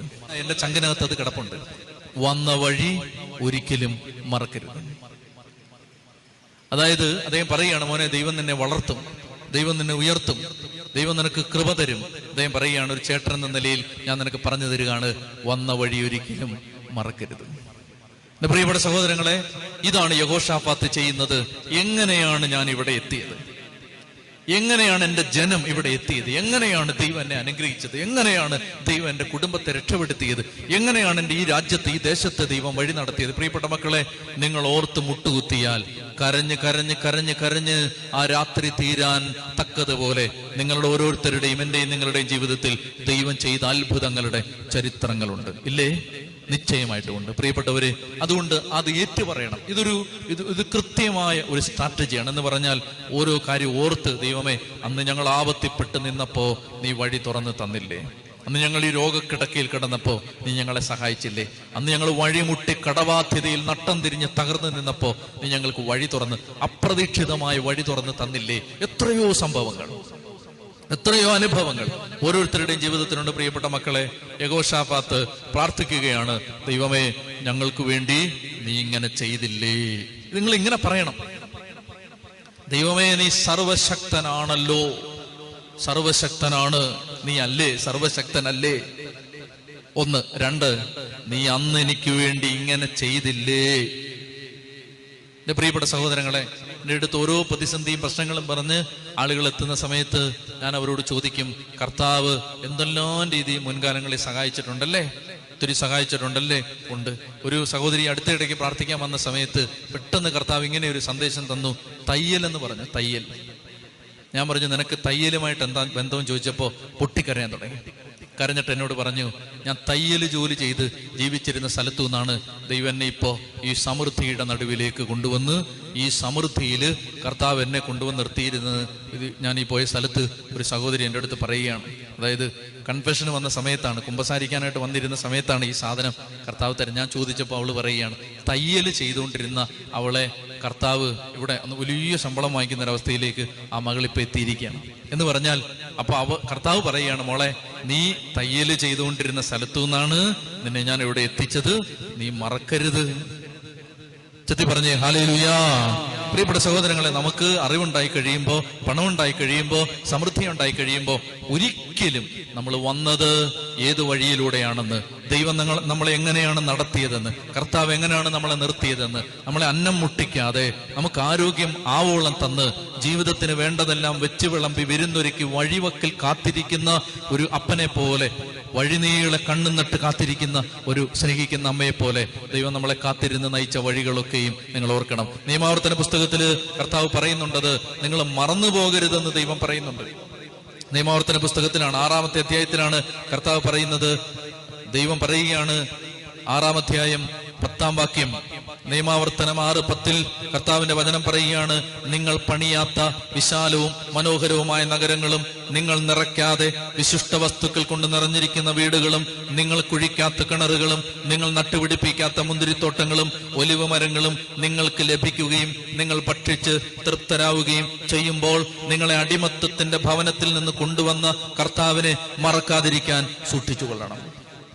കർത്താവ് പറയുകയാണ്, നിങ്ങൾക്കെല്ലാം ഉണ്ടായി കഴിയുമ്പോ, നിയമാവർത്തനം 6-ാം അധ്യായം 10 മുതലുള്ള വാക്യങ്ങൾ, കർത്താവ് നിങ്ങളെ വാഗ്ദാനം ചെയ്ത നാട്ടിലേക്ക് കൊണ്ടുവന്ന് നിങ്ങൾ പണിയാത്ത നഗരങ്ങളും, നിങ്ങൾ നിറയ്ക്കാത്ത വിശിഷ്ട വസ്തുക്കൾ കൊണ്ട് നിറഞ്ഞിരിക്കുന്ന വീടുകളും, നിങ്ങൾ കുഴിക്കാത്ത കിണറുകളും, നിങ്ങൾ നട്ടുപിടിപ്പിക്കാത്ത മുന്തിരിത്തോട്ടങ്ങളും ഒലിവ് മരങ്ങളും നിങ്ങൾക്ക് ലഭിച്ച് നിങ്ങൾ ഭക്ഷിച്ച് തൃപ്തരായി കഴിയുമ്പോൾ അടിമത്തത്തിന്റെ വീട്ടിൽ നിന്ന് നിങ്ങളെ കൊണ്ടുവന്ന കർത്താവിനെ മറക്കാതിരിക്കാൻ സൂക്ഷിച്ചു കൊള്ളണം. പ്രിയപ്പെട്ടവരെ, മറക്കരുത്. അതുകൊണ്ടാണ് ഈശോ അന്ത്യത്താഴ മേശയിൽ ശിഷ്യന്മാരോട് പറഞ്ഞത്, എന്റെ ഓർമ്മയ്ക്ക് വേണ്ടി ഇത് നിങ്ങൾ ചെയ്യണം, മറന്നുപോകരുത്. ഇത് മറന്നു പോകാൻ പാടില്ല. ഇത് മറക്കുന്നതുകൊണ്ടാണ് ഞായറാഴ്ച നമ്മൾ പള്ളിയിൽ വരാത്തത്. ഇത് മറക്കുന്നതുകൊണ്ടാണ് അനുദിനം വിശുദ്ധ കുർബാനയ്ക്ക് നമുക്ക് വരാൻ മടി കാണിക്കുന്നത്. ദൈവം ചെയ്ത കാര്യങ്ങൾ ഓർത്തോർത്തോർത്തോർത്ത് നന്ദി പറഞ്ഞാൽ നമുക്കുണ്ടാവുന്നതാണ് വിശ്വാസം. ഈ വിശ്വാസം കൊണ്ട് ഈ പ്രതിസന്ധിയെ നമുക്ക് നേരിടാൻ പറ്റുകയും ചെയ്യും. ചെത്തി പറഞ്ഞേ ഹല്ലേലൂയ. പ്രിയപ്പെട്ടവരെ, അപ്പോ ഞാൻ വിശദീകരിക്കുന്നില്ല, സമയമില്ലാത്തതുകൊണ്ട്. യഹോശാഫാത്തിന്റെ പ്രാർത്ഥനയുടെ രണ്ടാമത്തെ കാര്യം ഇതാണ്. അദ്ദേഹം മുൻകാലങ്ങളിൽ ദൈവം ചെയ്ത വലിയ പ്രവൃത്തികളെ ഓർത്ത് അംഗീകരിച്ച് കർത്താവിന് നന്ദി പറഞ്ഞു. ഒന്നാമത്തേത് ഏതാണ്? ദൈവത്തിന്റെ സർവാധിപത്യത്തെ ഏറ്റുപറഞ്ഞു. ദൈവം സർവശക്തനാണ് എന്ന് അദ്ദേഹം ഏറ്റുപറഞ്ഞു. ദൈവത്തിന് ഏത് പ്രശ്നവും പരിഹരിക്കാൻ പറ്റുമെന്ന് അദ്ദേഹം ഏറ്റുപറഞ്ഞു. രണ്ടാമത്തെ കാര്യം, അദ്ദേഹം മുൻകാലങ്ങളിൽ ദൈവം ചെയ്ത കാര്യങ്ങൾക്ക് നന്ദി പറഞ്ഞ് പ്രാർത്ഥിച്ചു. 3, 8-ാമത്തെ വാക്യം, അവർ അവിടെ വസിക്കുകയും അങ്ങയുടെ നാമത്തിൽ ഒരാലയം പണിയുകയും ചെയ്തു. അവർ പറഞ്ഞു, യുദ്ധം, ഈതിബാധ, മഹാമാരി, ക്ഷാമം എന്നിങ്ങനെ അനർത്ഥങ്ങൾ ഞങ്ങളുടെ മേൽ പതിക്കുമ്പോൾ അങ്ങയുടെ നാമം അധിവസിക്കുന്ന ഈ ആലയത്തിന്റെ മുൻപിൽ അങ്ങയുടെ മുൻപിൽ വന്ന് ഞങ്ങൾ ഞങ്ങളുടെ ദുരിതങ്ങളുടെ ആഴത്തിൽ നിന്ന് വിളിച്ചപേക്ഷിച്ചാൽ അങ്ങ് ഞങ്ങളുടെ പ്രാർത്ഥന ശ്രവിച്ച് ഞങ്ങളെ രക്ഷിക്കും. മൂന്നാമത്തേത് വളരെ പ്രധാനപ്പെട്ട പ്രാർത്ഥനയുടെ ഇൻപുട്ടാണ്. മൂന്നാമത്തേത് അദ്ദേഹം പറയുകയാണ്, ദൈവമേ, നീ പണ്ട് പറഞ്ഞിട്ടില്ലേ. എന്താണ് പറഞ്ഞത്? യുദ്ധം വരുമ്പോൾ, മഹാമാരി വരുമ്പോൾ, രോഗം പടർന്നു പിടിക്കുമ്പോ, ജനം കഷ്ടതയിലാവുമ്പോ ഇവിടെ ഈ ആലയത്തിൽ വന്ന് പ്രാർത്ഥിച്ചാൽ ഞങ്ങളുടെ പ്രാർത്ഥന സ്വർഗത്തിൽ നിന്ന് കേട്ട് ഞങ്ങളെ രക്ഷിക്കുമെന്ന് നീ പറഞ്ഞിട്ടില്ലേ? ശ്രദ്ധിച്ചു കേൾക്കണം. അതായത് മൂന്നാമത്തെ കാര്യം, യഹോശാഫാത്ത് ദൈവത്തിന്റെ വാഗ്ദാനങ്ങൾ പറഞ്ഞ് ക്ലെയിം ചെയ്തു. അതാണ് മൂന്നാമത്തേത്. അതായത് he acknowledged God's promises. അതാണ് മൂന്നാമത്തേത്. അദ്ദേഹം ദൈവത്തിന്റെ പ്രോമിസിനെ പറഞ്ഞിട്ട് അത് ക്ലെയിം ചെയ്തു. ഇത് നിങ്ങൾ ശ്രദ്ധിച്ച് കേൾക്കണം. അതായത് ബൈബിളിൽ കർത്താവ് തന്റെ മക്കൾക്ക് വേണ്ടി ചെയ്തു തരും എന്ന് പറഞ്ഞിട്ടുള്ള അനേകം വാഗ്ദാനങ്ങളുണ്ട്. അതിലെ ഒരു വാഗ്ദാനമാണ് 2 ദിനവൃത്താന്തം 7-ാം അധ്യായത്തിലെ ഒരു വാഗ്ദാനമാണ് യഹോശാഫാത്ത് ഇവിടെ കോട്ട് ചെയ്യുന്നത്. നിങ്ങൾക്ക് മനസ്സിലാവുന്നുണ്ടോ ഞാൻ ഈ പറയുന്നത്? അതായത് യഹോശാഫാത്ത് ഇവിടെ കോട്ട് ചെയ്ത് പറയുന്നത്, അദ്ദേഹത്തിന് ദൈവം വെളിപ്പെടുത്തി, അദ്ദേഹത്തിന്റെ മാതാപിതാക്കളോട് ദൈവം പറഞ്ഞ, സോളമനോട് ദൈവം പറഞ്ഞ ഒരു വാക്യം 2 ദിനവൃത്താന്തം 7-ാം അധ്യായത്തിൽ നിന്ന് എടുത്ത് കോട്ട് ചെയ്ത് കർത്താവിനോട് പറയുകയാണ്, കർത്താവെ നീ ഇങ്ങനെ പറഞ്ഞില്ലേ? ചെത്തി പറഞ്ഞേ ഹല്ലേലൂയ. കർത്താവിനോട് പറയുകയാണ്, ദൈവമേ നീ ഇങ്ങനെ പറഞ്ഞില്ലേ? എന്താ പറഞ്ഞത് ദൈവം? അതായത് യുദ്ധം വരുമ്പോ, മഹാമാരി വരുമ്പോൾ, ഈതിബാധ എന്ന് പറഞ്ഞ പ്ലേഗ്, മഹാമാരി, രോഗങ്ങൾ ഒക്കെ വരുമ്പോ, ആപത്ത് വരുമ്പോ നിങ്ങള് ഈ ദേശത്ത്, നിങ്ങൾ ഈ ആലയത്തിൽ വന്ന് പ്രാർത്ഥിച്ചാൽ നിങ്ങളുടെ പ്രാർത്ഥന കേട്ട് നിങ്ങളെ ദൈവം രക്ഷിക്കുമെന്ന് ദൈവമേ നീ പറഞ്ഞിട്ടില്ലേ? പ്രിയപ്പെട്ട സഹോദരങ്ങളെ, നിങ്ങൾ മനസ്സിലാക്കേണ്ട, അതായത് ഇങ്ങനൊരു വചനം എന്നോട് ഈ അടുത്തിടയ്ക്ക് ഒരു സഹോദരി ഷെയർ ചെയ്തൊരു കാര്യമാണ്. അതായത് ഭയങ്കരമായി സാമ്പത്തിക സ്ഥിതി നല്ല രീതിയിൽ മെച്ചപ്പെട്ടിരിക്കുന്ന ഒരു കുടുംബം. ഞാൻ സാമ്പത്തിക സ്ഥിതി പറയുന്നതിന്റെ കാരണം അവർക്ക് അമേരിക്കയിൽ ചികിത്സിക്കാൻ ഏറ്റവും നല്ല ഡോക്ടറെ കൊണ്ട് ചികിത്സിക്കാൻ, ഏറ്റവും നല്ല ഹോസ്പിറ്റലിൽ പോയി ചികിത്സിക്കാൻ അത്രയ്ക്കും സാമ്പത്തികമായി മെച്ചപ്പെട്ട രീതിയിലുള്ള ഒരു കുടുംബം. ആ കുടുംബത്തിലെ അമ്മ എന്നോട് ഈ അടുത്ത ദിവസം പറഞ്ഞൊരു കാര്യം ഞാൻ പറയാം. അവർ പറയുകയാണ്, ഇവിടെ നടക്കുന്ന ശുശ്രൂഷകള്, അടൂരൊക്കെ നടക്കുന്ന ശുശ്രൂഷകളെല്ലാം കഴിവതും റെക്കോർഡ് ചെയ്ത് യൂട്യൂബിൽ അപ്ലോഡ് ചെയ്യുന്നുണ്ട്. ഇപ്പോ ലോകത്തിന്റെ പല ഭാഗത്തെ വരുന്ന ആളുകൾ നമ്മുടെ ധ്യാനം, നമ്മുടെ ഈ 100 പേര് കേൾക്കുന്ന ധ്യാനം ആയിരക്കണക്കിന് ആളുകൾ ദൈവം സഹായിച്ച് അങ്ങനെ കേൾക്കുന്നുണ്ട്. അപ്പോ ആ അമ്മ ഒരു ദിവസം കേൾക്കുകയാണ്, നമ്മളൊരു ധ്യാനത്തിന്, ഇവിടെ നടന്നൊരു ധ്യാനത്തിന് പറയുകയാണ്, സുഭാഷിതങ്ങൾ 28:13. നമ്മൾ നേരത്തെ ചിന്തിച്ചിട്ടുള്ള വചനമാണിത്. പാപം മറച്ചു വെക്കുന്നവന് ഐശ്വര്യം ഉണ്ടാവില്ല, അത് ഏറ്റുപറഞ്ഞ് ഉപേക്ഷിക്കുന്നവന് കരുണ കിട്ടും. ഇങ്ങനൊരു വചനം നമ്മൾ പലതവണ പറഞ്ഞിട്ടുണ്ട്. കഴിഞ്ഞ നമ്മുടെ വലിയ ധ്യാനത്തിനും ആ വചനം പറഞ്ഞിരുന്നു, കുമ്പസാരത്തിന്റെ ക്ലാസ് എടുത്തിരുന്നു. അപ്പൊ ഇതെല്ലാം ഈ സഹോദരി കേട്ടു. അപ്പൊ ഈ സഹോദരി ഇതെല്ലാം കേട്ടിട്ട്, ഭാര്യയും ഭർത്താവും കൂടി നല്ല പ്രാർത്ഥിക്കുന്ന മനുഷ്യനാണ് അവർ നന്നായിട്ട് അതെല്ലാം ശ്രദ്ധിച്ചിട്ട് അവർക്ക് ഒരു പ്രത്യേക ഡയബറ്റിക് രോഗമാണ്. എല്ലാ ഡോക്ടേഴ്സിന്റെ അടുത്ത് എന്ന് പരിശോധിച്ചിട്ടും അവർക്ക് ഈ ഡയബറ്റിക് രോഗം അവർക്ക് വരാനായിട്ട് സാധ്യതയില്ല. അതിന് അവർ കണ്ടുപിടിക്കുന്നത്, ഇത് വരുന്നതിന്റെ റൂട്ട് കണ്ടുപിടിക്കും. അമേരിക്കയിലെ ഡോക്ടേഴ്സ് അങ്ങനെ ചെയ്യും, എന്നിട്ട് അതിനാണ് ട്രീറ്റ് ചെയ്യുന്നത്. പക്ഷെ ഡോക്ടേഴ്സിന് ഇത് ഐഡന്റിഫൈ ചെയ്യാൻ പറ്റുന്നില്ല. ഈ രോഗം വഷളായി വരികയാണ്. ആ സമയത്ത് ഈ സഹോദരി ഈ വചനം കേട്ടു, പാപം പൂർണ്ണമായിട്ട് ഏറ്റുപറഞ്ഞു ഉപേക്ഷിച്ചാൽ കരുണ കിട്ടും. ഐശ്വര്യം ഉണ്ടാവും. എന്ത് ചെയ്യുന്നറിയാമോ? ഇത് കേട്ടിട്ട് US വിവിധ സ്ഥലങ്ങളിൽ, വിവിധ സ്റ്റേറ്റുകളിൽ, ഒത്തിരി സ്ഥലങ്ങളിൽ നിത്യാരാധനാ കേന്ദ്രങ്ങളുണ്ട്. വിശുദ്ധ കുർബാന എഴുന്നള്ളിച്ച് ആരാധന നടക്കുന്ന അനേക സ്ഥലങ്ങളുണ്ട്. പ്രിയപ്പെട്ട സഹോദരങ്ങളെ, നമ്മൾ ഒരിക്കലും ചിന്തിക്കരുത് അമേരിക്ക എന്നൊക്കെ പറയുന്ന രാജ്യത്ത് മുഴുവൻ അവിശ്വാസമാണെന്ന്. നമ്മളെക്കാൾ വലിയ വിശ്വാസമുള്ള അനേകം അമേരിക്കക്കാർ, സായിപ്പന്മാരും മദാമ്മമാരും രാവിലെ പള്ളിയിൽ പോയി. ഞാൻ കുർബാനയ്ക്ക് 2 ദിവസം ഒരു ഇംഗ്ലീഷ് പള്ളിയിൽ പോയി. അവിടെ ചെല്ലുമ്പോൾ രാവിലെ വന്ന് കൊന്തയൊല്ലുകയാണ് ഒരു 10-30 അമ്മമാരും അപ്പന്മാരും. വിശുദ്ധ കുർബാനയ്ക്കൊക്കെ അവർ നിൽക്കുന്ന ഭക്തി കണ്ടാൽ നമ്മുടെ നാട്ടിൽ അതിൻ്റെ 7 അയലത്ത് ഭക്തിയിൽ ആളുകൾ നിൽക്കുന്നത് ഞാൻ കണ്ടിട്ടില്ല. എന്ന് പറഞ്ഞാൽ നമ്മൾ ചിന്തിക്കരുത് അമേരിക്കയിലെല്ലാം തകർന്നു കിടക്കുകയാണ്, അവിടെ എല്ലാം നശിച്ചു പോയി ചിന്തിക്കരുത്. ഇവിടാണ് തകർന്ന് തരിപ്പണായി കിടക്കുന്നത്. അപ്പൊ അതുകൊണ്ട് നിത്യാരാധനാ കേന്ദ്രങ്ങൾ ഇഷ്ടം പോലുണ്ട്. അപ്പൊ ഈ സഹോദരി എന്തെന്നറിയാമോ? രാവിലെ അന്ന് ഡ്യൂട്ടിക്ക് പോവാതെ നേരെ വീട്ടിൽ പറഞ്ഞിട്ട് ഒരു അഡറേഷൻ സെന്ററിൽ പോയി അവിടെ ഇരുന്ന് ജീവിതത്തിൽ ഏറ്റുപറയാൻ മറന്നുപോയ ചെറുതും വലുതുമായ എല്ലാ പാപങ്ങളും കുറിച്ചു വെച്ചു, പേപ്പറിൽ കുറിച്ചു വെച്ചിട്ട് അവിടെ തന്നെ ചെന്ന് വൈകുന്നേരം ആയപ്പോ അച്ഛൻ്റെ അടുത്ത് ഒരു നല്ല കുമ്പസാരം നടത്തി. അപ്പൊ ഒരു വാഗ്ദാനം കിടക്കണം. എന്താണ്? പാപം ഏറ്റുപറഞ്ഞ് ഉപേക്ഷിച്ചാൽ നിനക്ക് സമൃദ്ധി, ഐശ്വര്യം കിട്ടും. ഇതാണ് ആ വചനം. സുഭാഷിതം 28:13 വചനം. ഈ സഹോദരി വിശ്വസിച്ചു, ആ വാഗ്ദാനം ഏറ്റെടുത്തു, പോയി നന്നായിട്ട് പാപം ഏറ്റുപറഞ്ഞു. പിറ്റേ ദിവസം പോയി ഡയഗ്നോസ് ചെയ്തു. ഡയബറ്റിക്കിന്റെ കാരണം അവർ കണ്ടുപിടിച്ചു. Diabetic is under control. നന്ദി പറയാൻ വേണ്ടി ഒരു ധ്യാനത്തിന് വന്നിരുന്നു. ചെത്തി പറഞ്ഞേ ഹല്ലേലൂയ. പ്രിയപ്പെട്ട സഹോദരങ്ങൾ, എന്ന് പറഞ്ഞാല് അവര് ഈ വാഗ്ദാനം വിശ്വസിച്ചു. ഈ വാഗ്ദാനം വിശ്വസിച്ചിട്ട് ആ വാഗ്ദാനം ക്ലെയിം ചെയ്യുക. യെഹോശാഫാത്ത് ചെയ്യുന്നത്, കർത്താവ് പറഞ്ഞു, നിങ്ങൾക്ക് യുദ്ധം വരുമ്പോ, ആപത്ത് വരുമ്പോൾ നിങ്ങൾ എന്ത് ചെയ്യണം? ഈ ആലയത്തിൽ വന്ന് എന്റെ നാമം വിളിച്ചപേക്ഷിച്ചാൽ സ്വർഗത്തിൽ നിന്ന് ഞാൻ നിങ്ങളുടെ പ്രാർത്ഥന കേട്ട് നിങ്ങളെ രക്ഷിക്കും. ഈ വാഗ്ദാനം യെഹോശാഫാത്തിന് അറിയാം. അനേകം കുടുംബങ്ങൾ കെട്ടിൽ കിടക്കുന്നതിന്റെ കാരണം ദൈവം നിങ്ങളുടെ പ്രശ്നത്തിന് പരിഹാരമായി അരുളി ചെയ്ത വാഗ്ദാനം നിങ്ങൾക്ക് അറിയാൻ പാടില്ല. 8500 വാഗ്ദാനം ബൈബിളിൽ കിടപ്പുണ്ട് തന്റെ ജനത്തിന് വേണ്ടി. ഞാൻ ഉറപ്പിച്ച് നിങ്ങളോട് പറയുകയാണ്, എന്നെ അനേകം കാലങ്ങളായി അനേകം പ്രതിസന്ധികളിൽ നിന്ന് രക്ഷപ്പെടുത്താൻ സഹായിച്ചിട്ടുള്ളത് വചനമാണ്. അതായത് വചനം കിടപ്പുണ്ട്, ഒരു വചനം കിടപ്പുണ്ട്, നിന്നെ രക്ഷപ്പെടുത്താൻ പറ്റുന്ന ഒരു വചനം കിടപ്പുണ്ട്. ദൈവമേ, എന്റെ ശുശ്രൂഷ എങ്ങനെ മുന്നോട്ട് പോകണം? അത് തടസ്സങ്ങൾ നേരിടുന്നു. ഒരു കാലത്ത് എന്റെ വലിയ പ്രശ്നം അതായിരുന്നു. ആ സമയത്ത് ജോബ് 42:2 കർത്താവ് തന്ന വചനം. കർത്താവെ, അങ്ങക്കെല്ലാം സാധ്യമാണെന്നും നിന്റെ യാതൊരു ഉദ്ദേശത്തെയും ലോകത്താർക്കും തടയാൻ പറ്റില്ലെന്നും ഞാൻ അറിയുന്നു. ഇതാണ് വചനം. ഇതൊരു വചനം, ഇതൊരു ആറ്റം ബോംബാണ്. എന്ന് പറഞ്ഞാൽ എനിക്ക് മുന്നോട്ട് പോകാൻ പറ്റാത്തൊരു പ്രതിസന്ധി ഞാൻ പെട്ടുനിന്നപ്പോ ദൈവം എനിക്കൊരു സഹോദരനിലൂടെ തന്ന വചനം ഇതാണ്. അതായത് ഈ വചനം അച്ഛൻ പറഞ്ഞ് വെട്ടിക്കേറിക്കൊള്ളുക എന്ന് പറഞ്ഞു. ആ വചനം ഞാൻ പറഞ്ഞ് പ്രാർത്ഥിക്കാൻ തുടങ്ങി. അതായത് 2 വചനമുണ്ട്. പുറപ്പാട് 14:14, ജോബ് 42:2. ജോബ് 42:2 ഇതാണ്: കർത്താവെ, അങ്ങേക്കെല്ലാം സാധ്യമാണെന്നും അങ്ങയുടെ യാതൊരു ഉദ്ദേശത്തെയും ലോകത്താർക്കും തടയാൻ പറ്റില്ലെന്നും ഞാൻ അറിയുന്നു. എനിക്ക് പറയാൻ പറ്റുമോ ഇത്?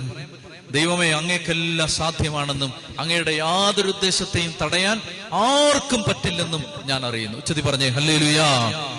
ദൈവത്തിന്റെ, എന്റെ പ്രിയപ്പെട്ട മകനെ, മകളെ, ദൈവത്തിന്റെ യാതൊരു ഉദ്ദേശത്തെയും ലോകത്തൊരു മനുഷ്യനും തടയാൻ പറ്റില്ല. നമ്മളത് പറയണം.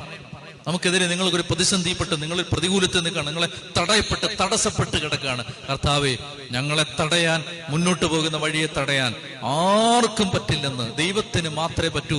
അങ്ങയുടെ യാതൊരു ഉദ്ദേശത്തെയും ആർക്കും തടയാൻ പറ്റില്ലെന്ന് ഞാൻ അറിയുന്നു. ശ്രദ്ധിച്ചോളുക. അപ്പോ 3-ാമത്തെ കാര്യം ഇതാണ്. യെഹോശാഫാത്ത് ബൈബിളിലെ പ്രോമിസസ് ഏറ്റുപറഞ്ഞു. ഒരു പ്രോമിസ് ഏറ്റുപറഞ്ഞ് പ്രാർത്ഥിച്ചു. നിങ്ങൾക്ക് ബുദ്ധിമുട്ട്, ദാരിദ്ര്യമുണ്ടെങ്കിൽ നിങ്ങൾ പറയണം. സങ്കീർത്തനം 34:10, സിംഹക്കുട്ടികൾ ഇരകിട്ടാതെ വിശന്ന് വലഞ്ഞേക്കാം, എന്നാൽ കർത്താവിനെ അന്വേഷിക്കുന്നവന് ഒന്നിന്റെയും കുറവുണ്ടാവില്ല. സിംഹക്കുട്ടികൾ ഇരകിട്ടാതെ വിശന്ന് വലഞ്ഞേക്കാം, കർത്താവിനെ അന്വേഷിക്കുന്നവന് ഒന്നിന്റെയും കുറവുണ്ടാവില്ല. പ്രിയപ്പെട്ടവർ, ഇത് പറഞ്ഞ് പറഞ്ഞ് പറഞ്ഞ് പറഞ്ഞ് പ്രാർത്ഥിക്കണം. ഞങ്ങൾ ഭിക്ഷക്കാരല്ല, ഞങ്ങൾ ദൈവത്തിന്റെ മക്കളാണ്. ഞങ്ങൾ ദൈവത്തിന്റെ മക്കളാണ്. നമ്മെ ഭീരുത്വത്തിലേക്ക് നയിക്കുന്ന അടിമത്തത്തിന്റെ ആത്മാവിനെയല്ല ദൈവം നമുക്ക് തന്നിരിക്കുന്നത്, ശക്തിയുടെയും ആത്മനിയന്ത്രണത്തിന്റെയും ആത്മാവിനെയാണ്. നമ്മൾ മക്കളാണ്, മക്കളെങ്കിൽ അവകാശികളുമാണ്. ദൈവത്തിന്റെ വാഗ്ദാനങ്ങൾ കിടക്കണം, ഇഷ്ടം പോലെ വാഗ്ദാനം. സങ്കീർത്തനത്തിൽ വീണ്ടും പറയുന്നു, സങ്കീർത്തനം 37 പറയുന്നു, നീ കർത്താവിൽ ആനന്ദിക്കുക, അവിടുന്ന് നിന്റെ ആഗ്രഹങ്ങൾ സാധിച്ചു തരും. നീ കർത്താവിന് ഒന്നാം സ്ഥാനം കൊടുക്കുക, അവിടുന്ന് നിന്റെ ആഗ്രഹങ്ങൾ സാധിച്ചു തരും. കർത്താവ് നിന്റെ ഏത് ജീവിത സാഹചര്യത്തിലും കർത്താവ് ഇടപെടും. പ്രിയപ്പെട്ട മക്കളെ, അതുകൊണ്ട് യഹോശാഫാത്ത് ദൈവത്തിന്റെ വാഗ്ദാനങ്ങൾ ഏറ്റുപറഞ്ഞ് പ്രാർത്ഥിച്ചു. യഹോശാഫാത്ത് പറയുന്ന നാലാമത്തെ കാര്യം 10, ഇസ്രായേൽ ജനം ഈജിപ്തിൽ നിന്ന് പോരുമ്പോൾ അങ്ങ് അനുവദിക്കാകിയാൽ ആക്രമിച്ച് നശിപ്പിക്കാതെ ഒഴിവാക്കിയ അമ്മോന്യർ, മൊവാബ്യർ, സെയീർ പർവ്വത നിവാസികൾ എന്നിവർ അങ്ങ് ഞങ്ങൾക്ക് അവകാശമായി തന്ന ഈ ദേശത്ത് നിന്ന് ഞങ്ങളെ തുരത്താൻ വന്നിരിക്കുന്നു. ഇത് നിങ്ങൾ ശ്രദ്ധിക്കണം. നാലാമത്തെ കാര്യം ഇതാണ്. അദ്ദേഹം പറയുകയാണ്, അദ്ദേഹത്തിന്റെ ജനത്തിന് ദൈവമായ കർത്താവ് അവകാശമായി കൊടുത്ത മണ്ണാണിത്. മൊവാബ്യർ, അമ്മോന്യർ, സെയീർ പർവ്വത നിവാസികൾ എന്നിവർ താമസിച്ചിരുന്ന ഈ സ്ഥലത്ത് നിന്ന് അവരെ പുറത്താക്കിയിട്ട് ദൈവമായ കർത്താവ് അദ്ദേഹത്തിനും യഹോശാഫാത്തിനും അദ്ദേഹത്തിന്റെ പിതാക്കന്മാർക്കും സന്തതികൾക്കും ഈ സ്ഥലം അവകാശമായി കൊടുത്തതാണ് എന്ന് പറഞ്ഞാൽ, ചുരുക്കി പറഞ്ഞാൽ, ശ്രദ്ധിച്ച് അദ്ദേഹം പറയുന്നത് ഇതാണ്: ദൈവമേ, ഇത് ഞങ്ങളുടേതാണ്, ഇത് ഞങ്ങളുടെ അവകാശം, ഞങ്ങളുടെ റൈറ്റ് ആണ്, ഇത് ഞങ്ങളുടെ ഇൻഹെറിറ്റൻസ് ആണ്, ഇത് ഞങ്ങളുടെ ഭാഗധേയമാണ്, ഞങ്ങളുടെ ഈ മണ്ണ് ഞങ്ങളുടെ അവകാശമാണ്. അവിടുന്നാണ് ഞങ്ങളെ ഓടിക്കാൻ ഇപ്പോഴത്തെ ശത്രുക്കൾ വന്നിരിക്കുക എന്ന് പറഞ്ഞാൽ, പഴയ നിയമ ജനതയ്ക്ക് ദൈവം കൊടുത്തിരുന്ന അവകാശം മണ്ണാണ്, കാനാൻ ദേശമാണ് അവരുടെ അവകാശം. പഴയ നിയമത്തിൽ ഈ ഭൂമിയാണ് അവകാശം. എന്നാൽ പുതിയ നിയമത്തിലേക്ക് വരുമ്പോ ദൈവം നമുക്ക് തന്നിരിക്കുന്ന അവകാശങ്ങൾ ഭൗതികമല്ല, ആത്മീയമായ അവകാശങ്ങളാണ്. ഈ വ്യത്യാസം മനസ്സിലാക്കണം. പഴയ നിയമത്തിലെ മുഴുവൻ ശ്രദ്ധയും ഭൗതിക അനുഗ്രഹങ്ങളിലാണ്. അതുകൊണ്ടാണ് നിയമാവർത്തനം 28 നമ്മൾ വായിക്കുന്നത്: ദേശത്ത് നീ അനുഗ്രഹിക്കപ്പെടും, ജോലി നീ അനുഗ്രഹിക്കപ്പെടും, നിന്റെ വീട്ടിൽ ആഹാരം കുറയില്ല, നിനക്ക് കടം വാങ്ങേണ്ടി വരില്ല. ഇതെല്ലാം ഭൗതിക കാര്യങ്ങളാണ്. ശ്രദ്ധിച്ചേ, പഴയ നിയമത്തിലെ കണ്ണ് മുഴുവൻ ഭൗതികതയിലാണ്.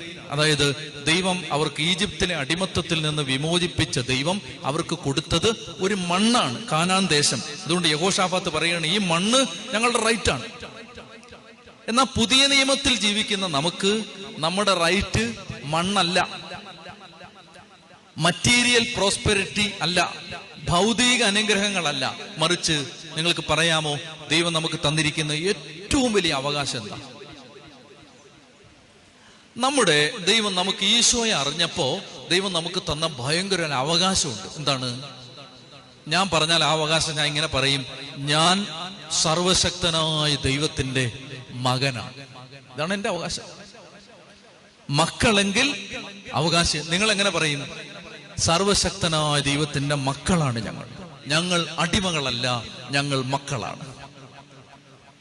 നിങ്ങൾ മനസ്സിലാക്കണം, ലോകത്ത് യഹൂദന്മാരുടെ ദേവാലയം സ്ഥിതി ചെയ്തിരുന്ന സ്ഥലത്ത് ഇപ്പോൾ ഉയർന്നു നിൽക്കുന്ന ദേവാലയത്തിൽ 2 സ്ഥലത്ത് എഴുതി വെച്ചിട്ടുണ്ട്: ദൈവത്തിന് പുത്രന്മാരുടെയോ മക്കളുടെയോ മക്കളോ ഉണ്ടാവേണ്ട ആവശ്യമില്ല.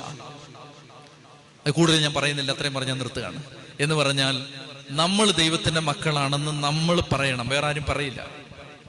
ലോകത്തെ പല മതങ്ങളുടെയും കാഴ്ചപ്പാടനുസരിച്ച് മനുഷ്യര് ദൈവത്തിന്റെ അടിമകളാണ്.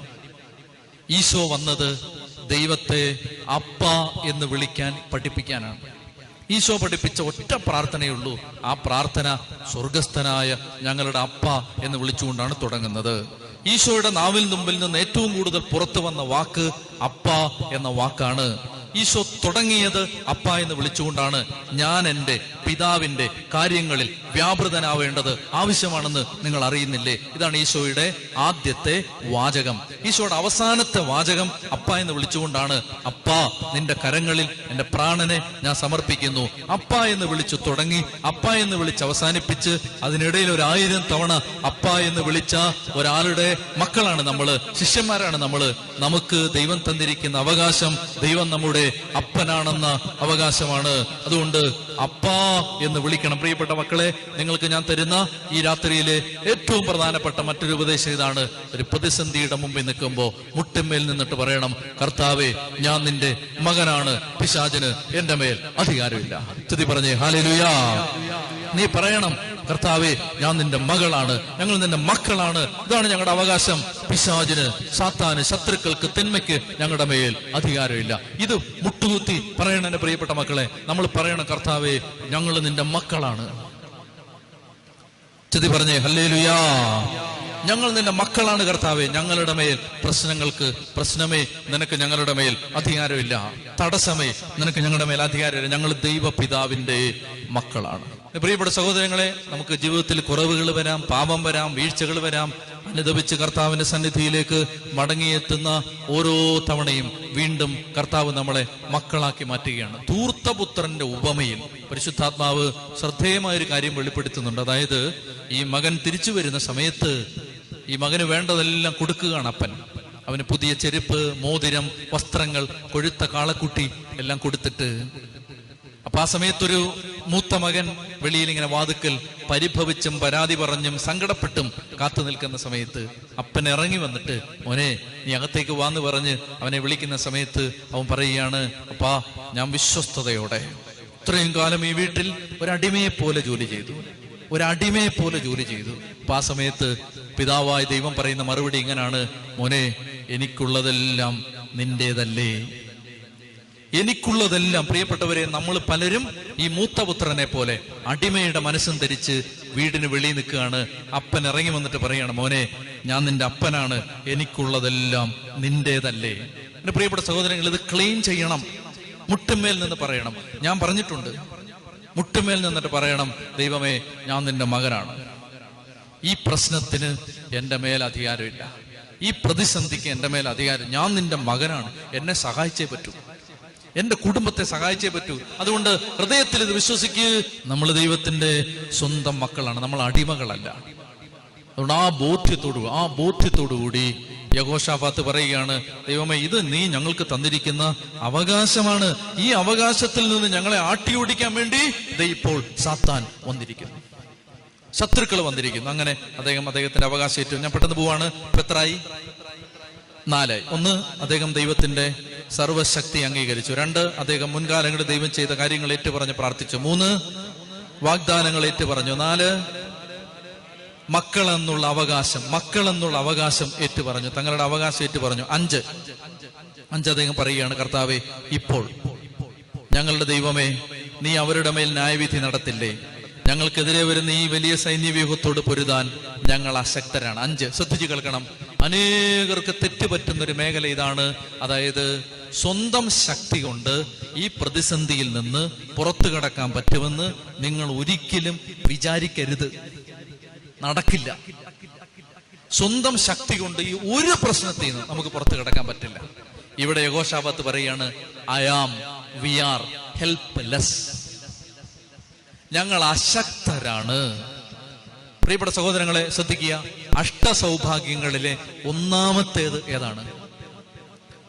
ആത്മാവിൽ ദരിദ്രർ ഭാഗ്യവാന്മാർ, സ്വർഗരാജ്യം അവരുടേതാണ്. എന്താണ് ആത്മാവിലെ ദാരിദ്ര്യം? പിച്ചെടുത്ത് നടക്കുന്നതല്ല, പട്ടിണി നടക്കുന്നതല്ല. എന്താണ് ആത്മാവിലെ ദാരിദ്ര്യം?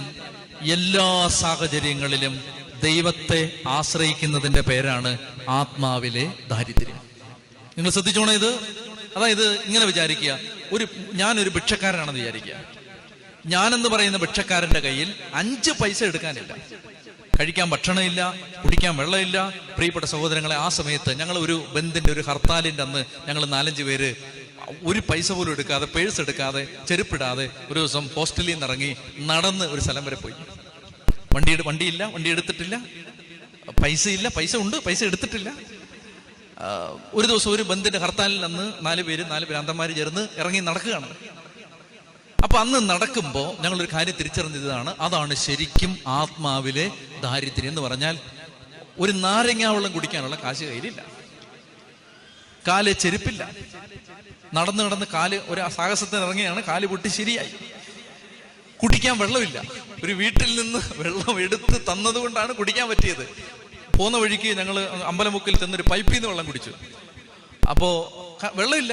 ഇവിടെ നിന്ന് ചോദിക്കുന്നത്, വീട്ടിൽ നിന്ന് അമ്മച്ചിയോട് ചോദിച്ചപ്പോൾ അമ്മച്ചി പെട്ടെന്ന് കതകം അടച്ചു.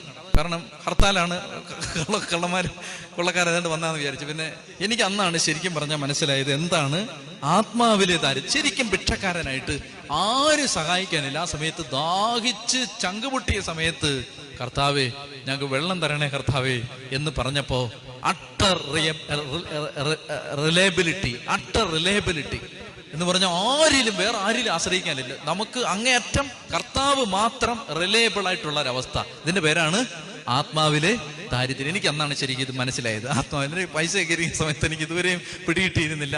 അന്ന് എനിക്ക് പിടികിട്ടി. ആത്മാവിലെ ദാരിദ്ര്യം എന്ന് പറഞ്ഞാൽ ഇതാണ്. എല്ലാ സാഹചര്യത്തിലും പ്രിയപ്പെട്ട സഹോദരങ്ങളെ, നിങ്ങൾ ശ്രദ്ധിച്ചേ, ഓപ്പറേഷൻ തിയേറ്ററിന് മുമ്പിൽ നിൽക്കുമ്പോൾ നമ്മൾ ദൈവത്തെ വിളിക്കും. പനി വരാതിരിക്കുന്ന സമയത്ത് നമ്മൾ ദൈവത്തെ വിളിക്കില്ല. എനിക്ക് കിഡ്നി ഉണ്ടെന്നറിയുന്നത് കിഡ്നി സ്റ്റോൺ വന്നതിന് ശേഷമാണ്. ശരിക്കും ഒരു ദിവസം രാവിലെ എഴുന്നേറ്റ് വേദന കൊണ്ട് പൊളഞ്ഞ് സഹിക്കാൻ പറ്റാത്ത വേദന, ചാപ്പലിരിക്കാൻ വയ്യ, കുർബാന ചെല്ലാൻ വയ്യ. അന്നാണ് എനിക്ക് ശരിക്കും കിഡ്നി ഉണ്ടെന്ന് തന്നെ ഞാൻ കിഡ്നിക്ക് വേണ്ടി ഒന്നും വരെയും പ്രാർത്ഥിച്ചിരുന്നില്ല. പിന്നെ കൂടെ ഞാൻ ഓർത്തിട്ട്, ദൈവമേ ഇതൊക്കെ പണി മുടക്കിയാൽ ഒരു ദിവസം കൊണ്ട് നമ്മുടെ കാര്യം പോക്കാണെന്ന് മനസ്സിലായതുകൊണ്ട് ആന്തരിക അവയവങ്ങളൊക്കെ പിന്നെ സമർപ്പിക്കാൻ തുടങ്ങി. അതുവരെ ഞാൻ പ്രാർത്ഥിക്കില്ലായിരുന്നു ഈ ആന്തരിക അവയവങ്ങളെ, ബാഹ്യ അവയവങ്ങളെയൊക്കെ സമർപ്പിച്ച്. കാരണം ഇതൊക്കെ കൃത്യമായിട്ട് പ്രവർത്തിക്കുന്ന കാലത്ത് നമ്മൾ വിചാരിക്കുന്ന എന്താണ്, നമ്മുടെ കഴിവുകൊണ്ട് ഇതെല്ലാം കൃത്യമായിട്ട് കിഡ്നിയൊക്കെ നല്ല സ്ട്രോങ് ആയിട്ടിരിക്കുന്നു എന്നാണ് ഞാൻ വിചാരിച്ചിരുന്നത്. ഒരു ദിവസം കിഡ്നിയിൽ കല്ല് കയറിയപ്പോൾ നമുക്ക് മനസ്സിലായി, ദൈവമേ എല്ലാം ദൈവത്തിന്റെ കരുണ കൊണ്ട് നന്നായിട്ട് പോവാണ്. പ്രിയപ്പെട്ട സഹോദരങ്ങളെ, ഞാൻ പെട്ടെന്ന് നിർത്താം, ശ്രദ്ധിക്കാം. അതായത് യഹോശാഫാത്ത് പറയുകയാണ്, കർത്താവേ എൻ്റെ ശക്തി കൊണ്ടോ ആയുധബലം കൊണ്ടോ എൻ്റെ സൈന്യം കൊണ്ടോ ഈ രാജ്യത്തെ നേരിടാൻ എനിക്ക് പറ്റില്ല. പ്രിയപ്പെട്ട സഹോദരങ്ങളെ, നിങ്ങൾക്ക് ഞാനൊരു നല്ല വഴി പറഞ്ഞു തരാം. നിങ്ങൾ ഒരിക്കലും നിങ്ങളുടെ കഴിവിൽ ആശ്രയിക്കാതെ മുട്ടുമേൽ നിന്നിട്ട് പറയണം, കർത്താവേ നീ സഹായിച്ചാലേ പറ്റൂ, ഞങ്ങൾക്ക് രക്ഷപ്പെടാൻ പറ്റില്ല, ഞങ്ങളെ സഹായിക്കാൻ ആരുമില്ല, ഞങ്ങൾ അശക്തരാണ്, വി ആർ ഹെൽപ്ലെസ്. യഹോശാഫാത്ത് അദ്ദേഹത്തിന്റെ നിസ്സഹായത ഏറ്റുപറഞ്ഞു. 5-6 എന്താണ് ചെയ്യേണ്ടതെന്ന് ഞങ്ങൾക്കറിയില്ല. അദ്ദേഹത്തിന്റെ അറിവില്ലായ്മ ഏറ്റുപറഞ്ഞു. എന്ന് പറഞ്ഞാൽ, പ്രിയപ്പെട്ട സഹോദരങ്ങളെ, ഏത് പ്രശ്നത്തിൽ നിന്നും പുറത്തു കടക്കാൻ ഒരു വഴിയുണ്ട്.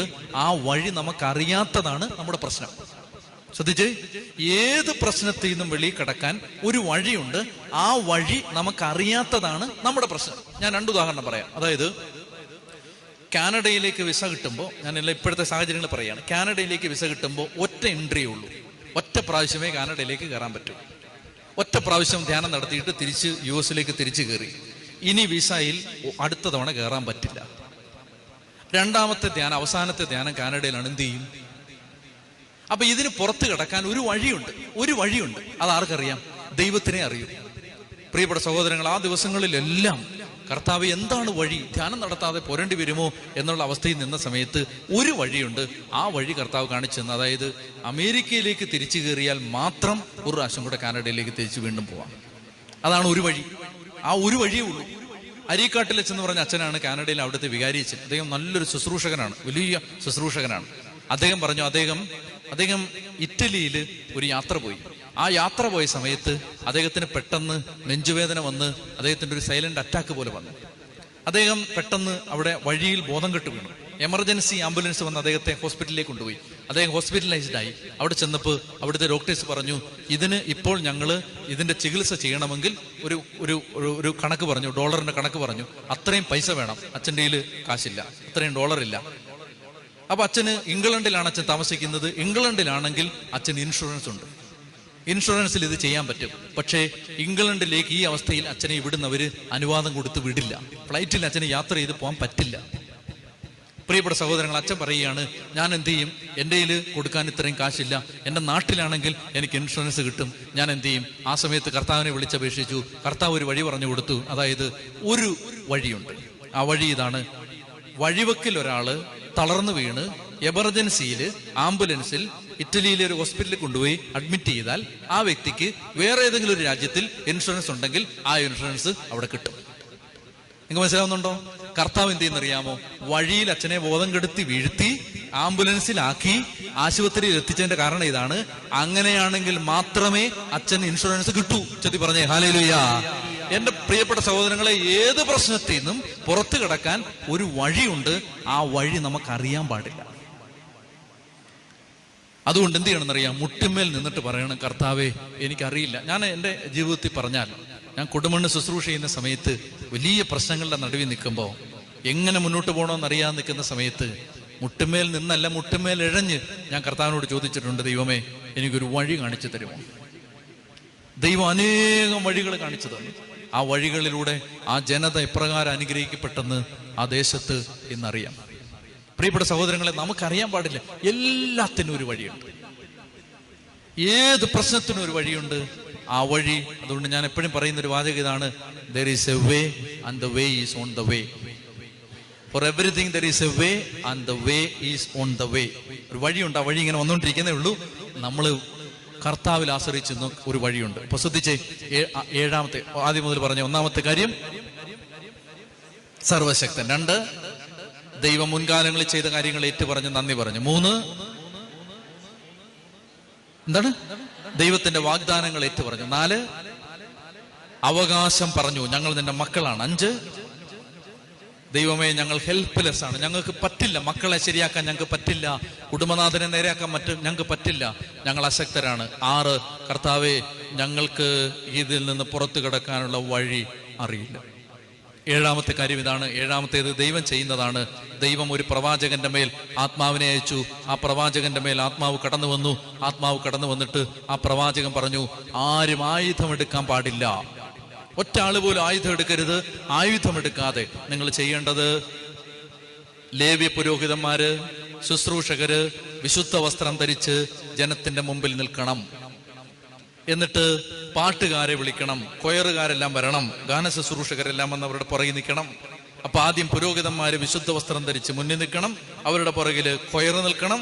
എന്നിട്ട് നല്ല പാട്ട് പാടുന്ന പ്രാർത്ഥിക്കുന്ന ചേച്ചിമാരെ, മധ്യസ്ഥ പ്രാർത്ഥനക്കാരെ എല്ലാം അടുത്ത പുറകിൽ അണിനിരത്തിയിട്ട് എല്ലാവരും കൂടെ ഒരു പാട്ട് പാടണം. കർത്താവ് നല്ലവനാണ്, അവന്റെ വിശ്വസ്തത അചഞ്ചലമാണ് എന്ന് പറഞ്ഞിട്ട് ആയുധമൊന്നും എടുക്കരുത്, വടിയും വാളും കുന്തവും തോക്കും എടുക്കരുത്. കൈയടിച്ച് പാട്ടുപാടി ദൈവത്തെ സ്തുതിച്ചോളുക, ബാക്കി ദൈവം ചെയ്തോളുവെന്ന് ദൈവം പറയുകയാണ്. അതാണ് പുറപ്പാട് 14:14. നിങ്ങൾ ശാന്തരായിരുന്നാൽ മതി, കർത്താവ് നിങ്ങൾക്ക് വേണ്ടി യുദ്ധം ചെയ്തുകൊള്ളും. ഇവിടെ പറയുന്ന വചനം ഇതാണ്. 2 ദിനവൃത്താന്തം 20-ാം അധ്യായത്തിൽ 15-ാം വാക്യം കർത്താവ് അരുളി ചെയ്യുന്നു, നിങ്ങൾ ഭയപ്പെടേണ്ട, നിങ്ങളല്ല പൊരുതുന്നത്, ദൈവമാണ് പൊരുതാൻ പോകുന്നത്. ദൈവം പറയുകയാണ്, കർത്താവ് പറയുകയാണ്, നിങ്ങളല്ല പൊരുതുന്നത്, ദൈവം പൊരുതാൻ പോവാണ്. എന്റെ പ്രിയപ്പെട്ട മക്കളെ, ഞാൻ നിങ്ങൾക്ക് എന്റെ ഹൃദയ രക്തം ഇറ്റിച്ച് ഞാൻ അണ്ടർസൈൻ ചെയ്ത് എഴുതി തരാം. നിങ്ങൾക്ക് ദൈവം പൊരുതുന്നത് നമ്മളിങ്ങനെ കൈയും കെട്ടി നോക്കി നിന്നാൽ മതി.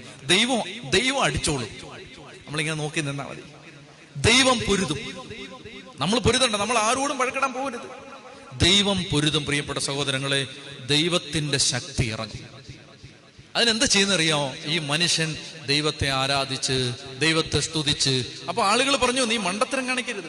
മൊവാബ്യർ, അമ്മോന്യർ, മെയ്യൂന്യർ, സെയീർ പർവ്വത നിവാസികൾ, നിസ്സാരക്കാരായ ആളുകളല്ല അവര്. അവരുടെ കയ്യിൽ കരുത്തുറ്റ, അവരുടെ ബാലിസ്റ്റിക് മിസൈലാണ് അവന്റെ കയ്യിലുള്ളത്, AK-47 ആണ് അവന്റെ കയ്യിലുള്ളത്. അതുകൊണ്ട് നീ കൈയടിച്ച് പാട്ടുപാടി ഹല്ലേലൂയ സ്തുതി പറഞ്ഞുകൊണ്ടിരുന്നാൽ അവൻ തലയ്ക്ക് ബോംബിട്ടിട്ട് പോകും എന്ന് പറയുന്ന സമയത്ത് യഹോശാഫാത്ത് പറഞ്ഞു, നമ്മളല്ല പൊരുതാൻ പോകുന്നത്, ദൈവമാണ് പൊരുതാൻ പോകുന്നത്.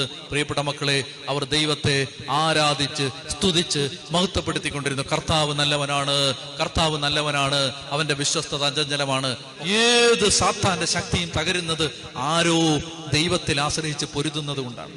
അവിടെ ദൈവമാണ് പൊരുതുന്നത്. അവരവരുടെ നിസ്സഹായത അംഗീകരിച്ചുകൊണ്ട് കർത്താവിൽ ആശ്രയിച്ചു. അവരെന്ത് ചെയ്തു? അവർ കർത്താവിനെ ആരാധിച്ചുകൊണ്ടിരുന്നു. യഹോശാഫാത്തും, ശ്രദ്ധിക്കുക, യഹോശാഫാത്തും അദ്ദേഹത്തിന്റെ കൂടെയുള്ള പ്രജകളും സൈന്യവും എല്ലാം അവർ പറഞ്ഞു, ആയുധങ്ങൾ എടുക്കണ്ട, എല്ലാവരും ഒരുമിച്ച്, പുരോഹിതന്മാരും ലേവായരും ശുശ്രൂഷകരും ഗായക സംഘവും എല്ലാം ഒരുമിച്ച് നിന്ന് കർത്താവ് നല്ലവനാണ്, അവന്റെ വിശ്വസ്തത അചഞ്ചലമാണ്, അത് ഏറ്റുപറഞ്ഞ് പാടി പ്രാർത്ഥിച്ചുകൊണ്ടിരിക്കുമ്പോ, പ്രിയപ്പെട്ട സഹോദരങ്ങളെ, വീട്ടിൽ പോയിട്ട് വായിച്ചാൽ മതി. 2 ദിനവൃത്താന്തം 20. ദൈവദൂതന്മാരുടെ സൈന്യം ഇറങ്ങി. ദൂതന്മാരിറങ്ങിയാൽ പിന്നെ കളി മാറും. പിന്നെ നമ്മൾ വിചാരിക്കുന്ന പോലല്ല. അതുകൊണ്ട് ദൈവദൂതന്മാരുടെ സൈന്യം ഇറങ്ങി വരാൻ തുടങ്ങി. ദൂതന്മാരുടെ സൈന്യം ഇറങ്ങി വന്നിട്ട് അവര് പറഞ്ഞു, നിങ്ങൾ യുദ്ധം ചെയ്യണ്ട, ഞങ്ങൾ യുദ്ധം ചെയ്തോളാം. ദൂതന്മാരിറങ്ങി യുദ്ധം ചെയ്തു. ഈ 3 രാജ്യങ്ങൾ തമ്മിലടിച്ച് നശിച്ചു. യഹോശാഫാത്തിന് ആരോടും യുദ്ധം ചെയ്യേണ്ടി വന്നില്ല. അവന്റെ ശത്രുക്കൾ തമ്മിലടിച്ച് നശിച്ചു. കർത്താവിന്റെ സന്നിധിയിൽ നിൽക്കുമ്പോൾ എന്റെ പ്രിയപ്പെട്ട മകനെ, മകളെ, ഏതെങ്കിലും ഒരു പ്രതിസന്ധി, ഒരു ഭാരം, ഒരു സങ്കടം നിന്നെ അലട്ടുന്നുണ്ടെങ്കിൽ ഈ 7 കാര്യങ്ങൾ മനസ്സിലോർത്ത് നമ്മളിപ്പോൾ പ്രാർത്ഥിക്കാൻ പോവുകയാണ്. ദൈവസന്നിധിയിൽ കർത്താവിന്റെ കരുണയിലും ശക്തിയിലും ആശ്രയിച്ച് നമ്മളിപ്പോൾ പ്രാർത്ഥിക്കാൻ പോവുകയാണ്. ദൈവത്തിന്റെ സൈന്യം നമുക്ക് വേണ്ടി യുദ്ധം ചെയ്യും. ദൈവത്തിന്റെ ആത്മാവ് നമുക്ക് വേണ്ടി യുദ്ധം ചെയ്യും. നിങ്ങൾ ശാന്തരായിരുന്നാൽ മതി, കർത്താവ് നിങ്ങൾക്ക് വേണ്ടി യുദ്ധം ചെയ്തുകൊള്ളും. ദൈവത്തിന്റെ ശക്തി ഇറങ്ങും പ്രിയപ്പെട്ട മക്കളെ, ദൈവത്തിന്റെ കൃപ ഇറങ്ങും.